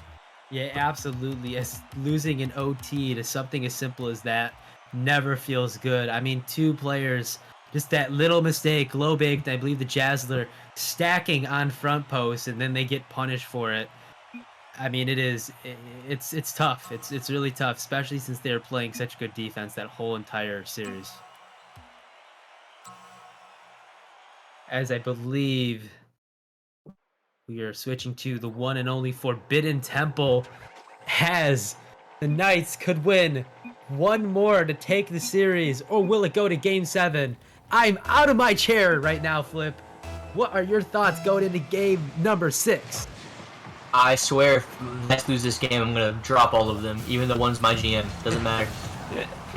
Nah, these guys, yeah, they're gone. But it's okay. You know what? They're gonna try their best. That's what matters, right? Oh my gosh! A double. Oh my gosh! What a save! Glowbake. Squintle able to save it. T-Man, he's got time and space on the ball. Over one. Cannot get it over another one. But man, oh man. has this been an exciting series. Pulse over to the corner. Gonna follow this one up. The Jazzler is gonna bang this one downfield. Can T-Man get it clear off his own back wall? He kind of does. So we're gonna see Squintle is taking his time. He's gonna grab the boost, take it off the sidewall. He's gonna see what he can do with this. Go cross field to Foam, who's gonna slide to top right. Squintle getting past not one, but two players with just one simple air dribble. And then he's gonna leave the ball for Foam, and Foam gets the luckiest double tap of his life. But I don't care. What a goal there from Foam. What a goal from Foam, as he's been a lot of the offense right now for the Knights. I mean, he's the man who's dunking the ball. He's the man who's shooting. He's the man who's putting that ball into the net. And right now, he's in an awkward spot on defense, but a little bit of mistouch from, I believe, that was the Jazzler. It's not going to fall. Jazzler up again. He's going to bail. Smart plays. He's going to dish it off his own sidewall. Glowbake just not ready for the touch. Pulse going to see if he can touch this one up. T-Man is there early. Gets a nice little bump on T-Man, though. Glowbake to Squintle. Squintle, see if he can get a double. No, Jazzler dishing out once again. Glowbake going to try to get a dunk, but it's not going to go. Pulse over the midfield. Jazzler, 0 boost in net. Can Glowbake get a save? And he can't. Gets dunked by T-Man. T-Man, a really good touch here from T-Man to pop this one over one, but it feels like Mafiosos are just a little bit panicked on defense once again. Their boost counts are low on defense. Whenever they're on offense, they're stealing a lot of boost. They're doing a really good job of getting pressure, but the moment that ball crosses the halfway line, they just forget to grab boost pads or something, and they're always out of boost. Doesn't matter. Glowbake's off the crossbar. What just happened? How is that not a goal for Mafiosos? As I believe that was the Jazzler just not ready for that. As Glowbake almost just got an amazing double, and now it is the other way around. Mafiosos have more shots on net, or actually equal. Never mind. It feels like the Mafiosos have more shots on net, and the Knights are just able to make theirs fall. They could make this one fall, but no, Pulse is just not there soon enough. I'd like to see Second Man a little more ready on these plays. I mean, it feels like Second Man is just either a little bit too early or a little bit too late. Just be in that right position, just a little bit past that midfield line on Second Man. And if it's close, then inch up a little bit more. As I hope that's what they do. It's Glowbake. He's going to try to get a 50. Does not connect. Quintal over to the Jazzler. Jazzler's going to get kind of dunked here. It could be dangerous, but a 1v1 spot. Jazzler versus Squintle cannot get the flip reset, though. No boost. Double demos coming out of the Knights. This Jazzler's going to have to be ready for this one as he spawns. Glowbake gonna pass this one. Can Paul score? He's a little bit awkward and he can't score. Does not get the touch he's looking for. As Squintle gonna get this one almost past Glowbake. Good little double from them, but it's not gonna matter. Foam is there. Paul's gonna dunk this one. Now Squintle to get the rush back. He can't make it go, and it's an own goal. Oh my god. I'm just saying, it's not the first time. And I wouldn't be surprised if it wasn't the last. If anybody's gonna beat the Knights, it'll be themselves. What a team play. Mafiosos, you got your chance. Here's your opportunity. The Knights hand-wrapped gifted it to you. So take advantage of it. I mean, my question is, how much are they paying the Knights for those own goals, Flip? I'm not getting paid enough, I can tell you that much. Pulse almost gets a double. He does get a double. A Pulse double, ladies and gentlemen. And there you go. They wanted the opportunity. They needed one goal to get back in this game, and Pulse is going to deliver, tying up the game. Sorry, looking to tie up the series. And it's been all Mafiosos for the past minute and a half. It feels like they have more than doubled the amount of shots the Knights have taken. And now it feels like the Knights, you know, they kind of let off the gas there for a second. Now a lot of mistakes are coming through. They got to figure out a way, you know, out of this thing, because they do not want to go to Game 7. They absolutely do not want to go to a Game 7, and it's tied up 1 minute. Mafiosos fighting for their life right now, and a double tap from Pulse just kept them in it. But can they pull through? Can they get one more for a goal? Jazzler, nice save. As he's going to have to get a 50 there. He does. Squintle's going to try to dish this one out. Pulse pops it up to Jazzler. Both dish off. A little bit of miscommunication. This one's going to be floating there. Squintle is going to take his time. He's going to play it safe. Good, smart play by Squintle. This one's in the midfield. Pulse. Not there in time. Boom. Take this one out to the midfield right now. As both teams are back and forth. 30 seconds left. What do you need to see, Flip, coming out of your team, the Knights? A goal! That's what I need to see. But actually, they need to stop. They need to start challenging the ball at the midfield. What are we doing? They're fake challenging and just giving so much time for the Mafiosos here. And now they with 20 seconds remaining, it feels like another overtime game coming here. And I really hope we get another OT game because that last one was so much fun. Absolutely, as we could be getting a Game 7 alert.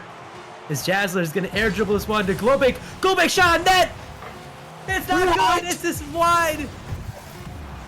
The Knights, at the last second, get bailed out. Globek, that's a shot on net! Will it fall? What a save! What a save from T-Man! Overtime, and my heart is pumping, my blood pressure is rising, and I need them to win this game or I might not make it through Game 7.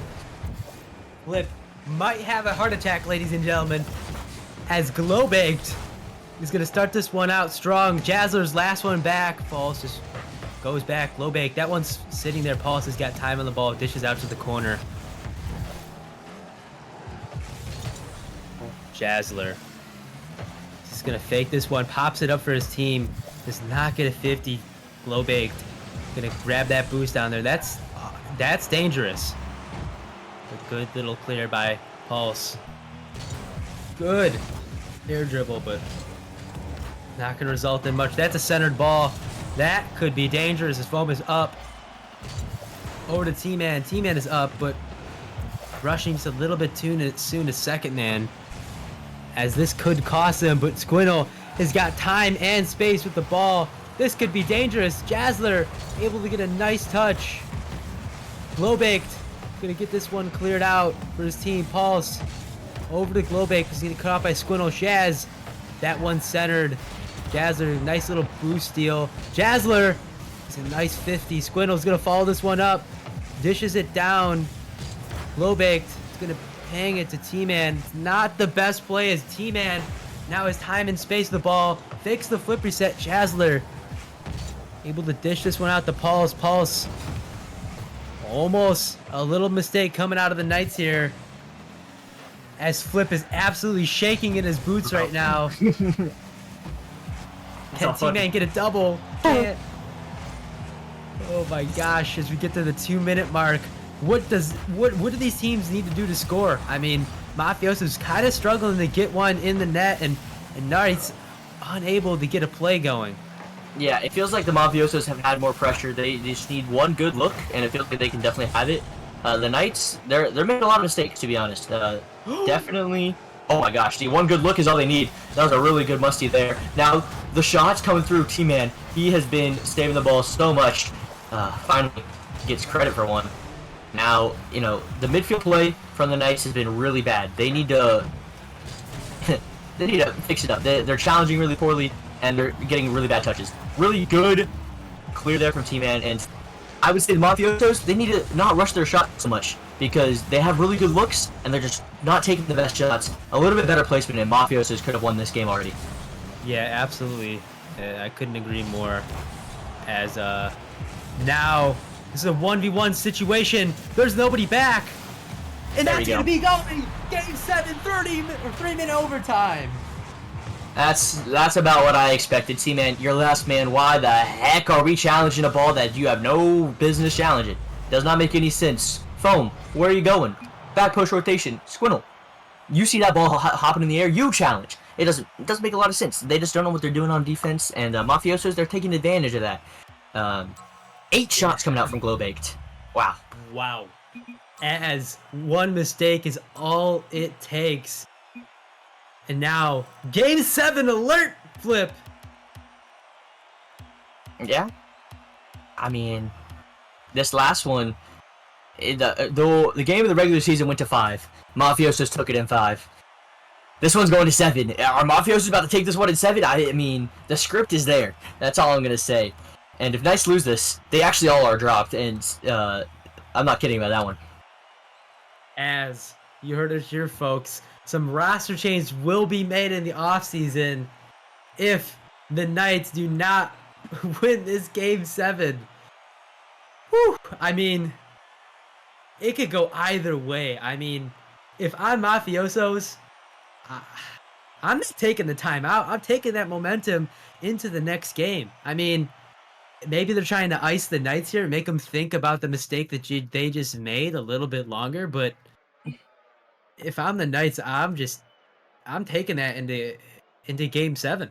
Yeah, if I'm the Knights, I'm getting my AGM in the call, let me talk to them a little bit. But I would go talk to them right now. I'd be like, hey, what are you guys doing? But I can't do that. I really do think Mafiosos deserve this win. I feel like they're playing a lot better. I do think they're making a couple. Their mistakes are just more costly than the Knights. But the Knights are making more mistakes, and that's why Mafiosos are still in this game. Or sorry, that's why we're still in this series, because the Knights are just making so many defensive mistakes. I will say though, this game 7, whatever happened in the past, I feel like you could throw it out the window. Breaking point. I mean, you said Mafiosos in 7. You think you got to stick with that prediction at this point? Yeah, I think I do have to stick with this prediction. I mean, that was my initial prediction, but I saw their record and I had a little bit of bias. My man Flip over here is telling me he's talking up this Knights team, and all of a sudden we're seeing a game 7 and the Knights are on their back foot. I mean, did you expect this at all, Flip? I'd be lying if I said yes, but I wouldn't be lying if I said that I think this Knights team is fraudulent as hell. What are we doing? What a touch coming out of the Jazzler from top bins. T-Man off the top ropes with 0 boost. Not able to connect that one. And Mafiosos are going to be up 1-0 early on. Being the 6th seed, beating the number 3 seed. In a game like this, in a series like this, would be absolutely exhilarating for the Mafiosos going into the 2nd round. I mean, if I'm the Knights, you know, winning this would make you feel better, but, you know, I'm not too happy having this go to a game 7 being the number 3 team. I mean, I get it. These games are going to be tough in the rival league, but, I mean, there's way too many mistakes for me to be confident later on in the ladder of the playoffs. Yeah, but right now, for Mafiosos, you're looking really strong. You want to continue this performance, and that's what they're looking to do here. A good shot, good save there coming out from T-Man, and the pressure from the Mafiosos, it's been to build up, but that's a really good 50. Foam has an open net. Did he slot it? I can't tell. He did. It's in the net. Thank someone. I don't know. Oh my. Boom. Scoring the open net off a Squintle 50. Jazz are just not able to get back in time. And game is tied. Will we see another OT? I'm going to say yes. I'm going to say we're going to see another OT game 7 on the line. Everyone in the chats put out their predictions as to who's going to win this game. Squintle is going to score this one off the kickoff. That feels good. Squirtle, he's confident. That's why he's jumping for this ball. He does not need to jump at all. Like, literally, you can wait for the ball to bounce and place a better shot. He's confident. He has that red, and he knows what he's doing. And that's all I can ask out of him. He's confident. They're playing well. That's what they needed from the start. You know, just play with confidence. They're the better team. They're figuring it out. Squirtle trying to do it once again. Squirtle with the dunk. That's my man. Squintle absolutely putting the team on his back here. Getting his 2nd goal for the 2nd half of the game. When this team needs it the most, that man Squintle is the one that stepped up in this moment. Pulse. Not going to follow this one, knowing that T-Man's going to hit it off his own back wall. Jazzler going to dish this one out to Pulse. No dunk there. As once again, Mafiosos are going to be on defense. Below big, awkward touch, and he ends up bailing himself out there. Makes up for that original touch. Good save from Glowbake. As he's going to be up again for this. Shot on net, double commit from Knights, but it's not going to matter. Glowbake, once again, is going to be ready for this. But no, Foam is there. He's going to get another touch on it. Foam's been playing pretty well here as well. T-Man Off the back wall, the Squintle over to Foam. Jazzer's going to be up for this one. They're going to need to score here soon. Give themselves a little bit of momentum. Low Baked going to dish this one off to the side. He's going to have to challenge this. He does at least get something out there. Sometimes throwing a hand up is all it takes for the opponent to not exactly get the touch they're looking for. And Jazzler going to try to follow this one. A good pinch by T-Man. Going to follow this one up again. Pulse cuts him off. Glow Baked and the Mafiosos are going to be on the back foot right now. They do not need this. They need to push the pressure. They need to get a shot on net. And that's going to be a goal for the Knights once again. I don't know what happened, but it feels like two things. One, Mafiosos have 0 boost. It feels like Foam and T-Man are everywhere, just picking up boost, being super annoying. And 2, it feels like they're finally communicating. This is like the first time I've seen a good infield pass since like game 1, game 2. This is the Knights that I'm used to seeing. They finally have like come alive, and it's like, oh guys, we're in game 7. We're finally playing the game. But the game's not over. Obviously, you're about to see the Mafiosos pull out literally everything to get a goal here, and they get one very quickly. They, they cut this lead down to 2, and there's still a minute and a half remaining. There's plenty of time on that clock as Jazzler putting one in to keep his team alive. Can they do it? It's possible. They got to keep the pressure going. They cannot get boost starts. They cannot get stuck on defense with this little time on the clock remaining. Jazzler's going to play this one aggressive. Pulse, last one back. Hit this one over to Glowbake. Glowbake off the corner. A double commit coming out of the Knights. That could be their opening. Foam out to the midfield. The Jazz with the ball just sitting there. Pulse with a nice 50. Can he get another one? That one's out to Glowbaked. Glowbake top bins, but T-Man pre-jumped the save. This could be dangerous as Pulse is up again. Foam gonna have to make another last minute save. Glowbake up early, but good clear. Jazzler not back in time, and that, I believe, will be the dagger in game number 7. That is a shame, because it felt like the Knights were just surviving for so long. It was 30 seconds of constant shots and constant goal line saves. Honestly, I genuinely think Mafioso could have put one away there, and this game would have flipped on its head, but making a 3-goal comeback this late in the game, gonna be extremely difficult. Especially whenever they're not making good 50s. About to give up another goal even. Foam, putting another one away. The official dagger. Now it is humanly impossible for the Mafiosos to win. And that will be game number 7 as Knights take it away confidently. It's not physically impossible. Let's give them some hope, Breaking Coin. I mean, like they got to get a kickoff goal every single. It's 11 seconds. 11 seconds per goal. I've seen... Okay. I'm not saying it's gonna happen at all, but like, look at them. They're trying. They have faith in. Look, as the time ticks down, it is now impossible. Okay. You want to call it? I agree. Just I having feel some remorseful hope out for the Mafiosos, but no, they played. Look, this team played extremely well. Gave the Knights more than a run for their money. What a save by Squintle. But in the end, I do think the better team won.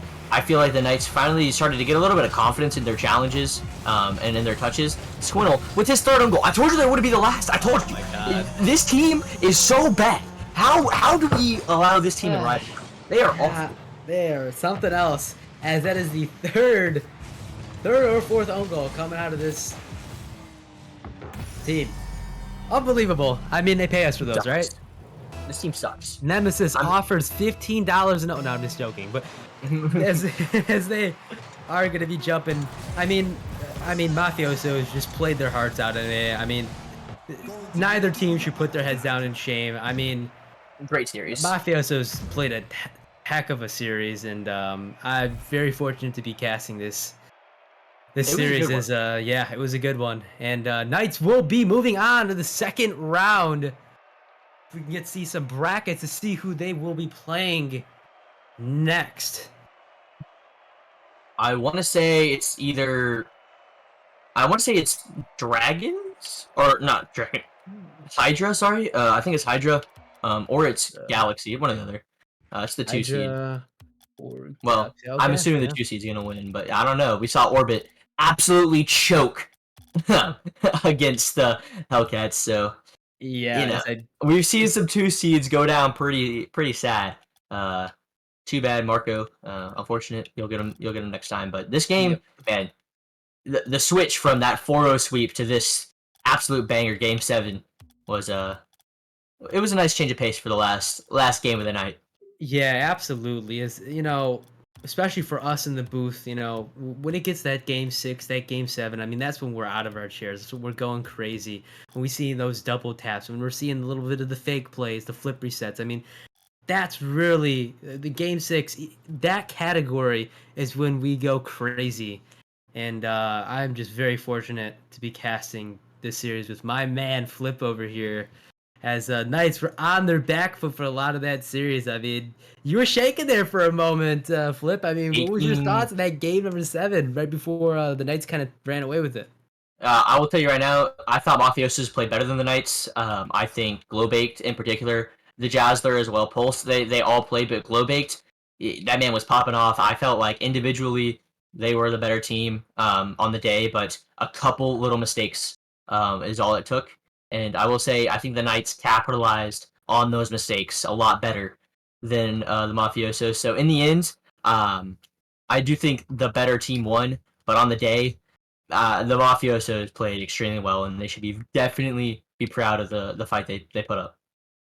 Yeah, absolutely. I mean, they should definitely not hang their heads in shame right now. Is that was a heck of a team, man. I mean, it was such a back and forth. I mean, I thought that was for sure going into OT until the Mafiosos just put on the pressure. I mean, they're hitting double taps, they're hitting shots from the top rows, they're having passing plays work, and if they would have done that from the beginning, I mean, it could have been a completely different series from the Knights. But yeah, I mean, if the Knights can play like they did in that game 7, I think they'll have a good chance at making a run in this playoff and potentially a chip, as that's what everybody is fighting for in Nemesis. As we will be back with the rest, I believe, the rest of the round 1 of the playoffs Saturday, if I'm not mistaken. Wednesday or Saturday, Flip. Not sure which one, but I I'm think sure we'll both. find out. Both? I'm pretty sure. I could be completely wrong, but I think it's Wednesday, Saturday, Friday. We're getting a lot of streams. That's all I know. I Yeah, don't we'll know when find. it is, but turn on the notifications. Follow the stream so you know when we're live. All that shenanigans. Sub if you want to. If you tell Rockerman that he's like really good, he'll donate you a sub. This is Don't tell him I said that. true. This is true. As a little bit of talking up the casters will help a little bit of bias towards your end in some form of a sub or maybe a little bit of caster bias. I mean, we are not we are not shameful of gassing up our friends here at Nemesis. But yeah, I mean, it's interesting seeing what's going to be happening Wednesday with that Hydra, or Wednesday or Saturday. Not sure what we're going to be seeing with that Hydra Galaxy matchup. It's I going don't to know. be I don't know if it's interesting, but happening. yeah, I don't know either. I mean, we almost just saw the number 6 team beat the number 3 team in rival. So hey, anything can happen. Nothing has surprised me in this league anymore, as the level of competition feels like it's at an all-time high. But without further ado, I think that is all I have for you guys tonight for the Monday first round of the playoffs. Flip, what do you got to say, buddy? Deuces. All right, I'll see you guys later. We'll be back Wednesday.